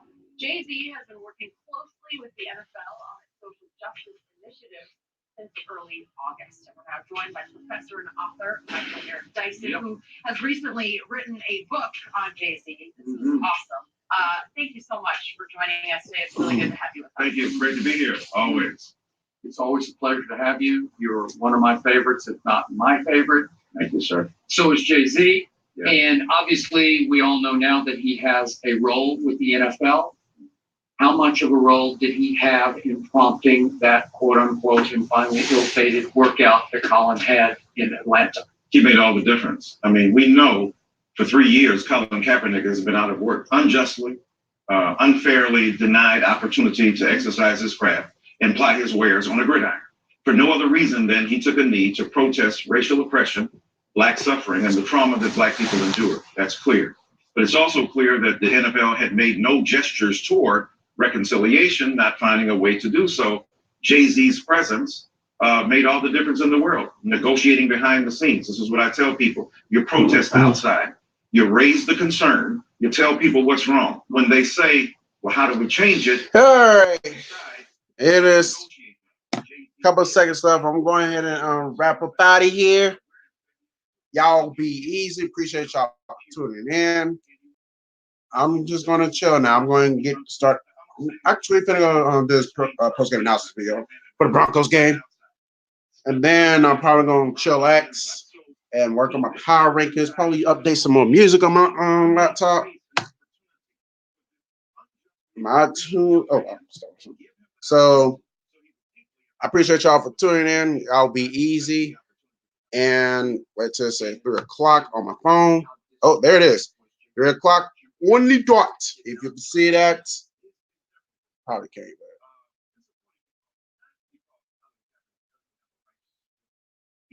There it is. 3 o'clock. That's what time it is now. So till then, I am out. Y'all be easy. And the crib has officially came to a close. You don't gotta go home, but you got to get the hell up out of the crib. I'll talk y'all later.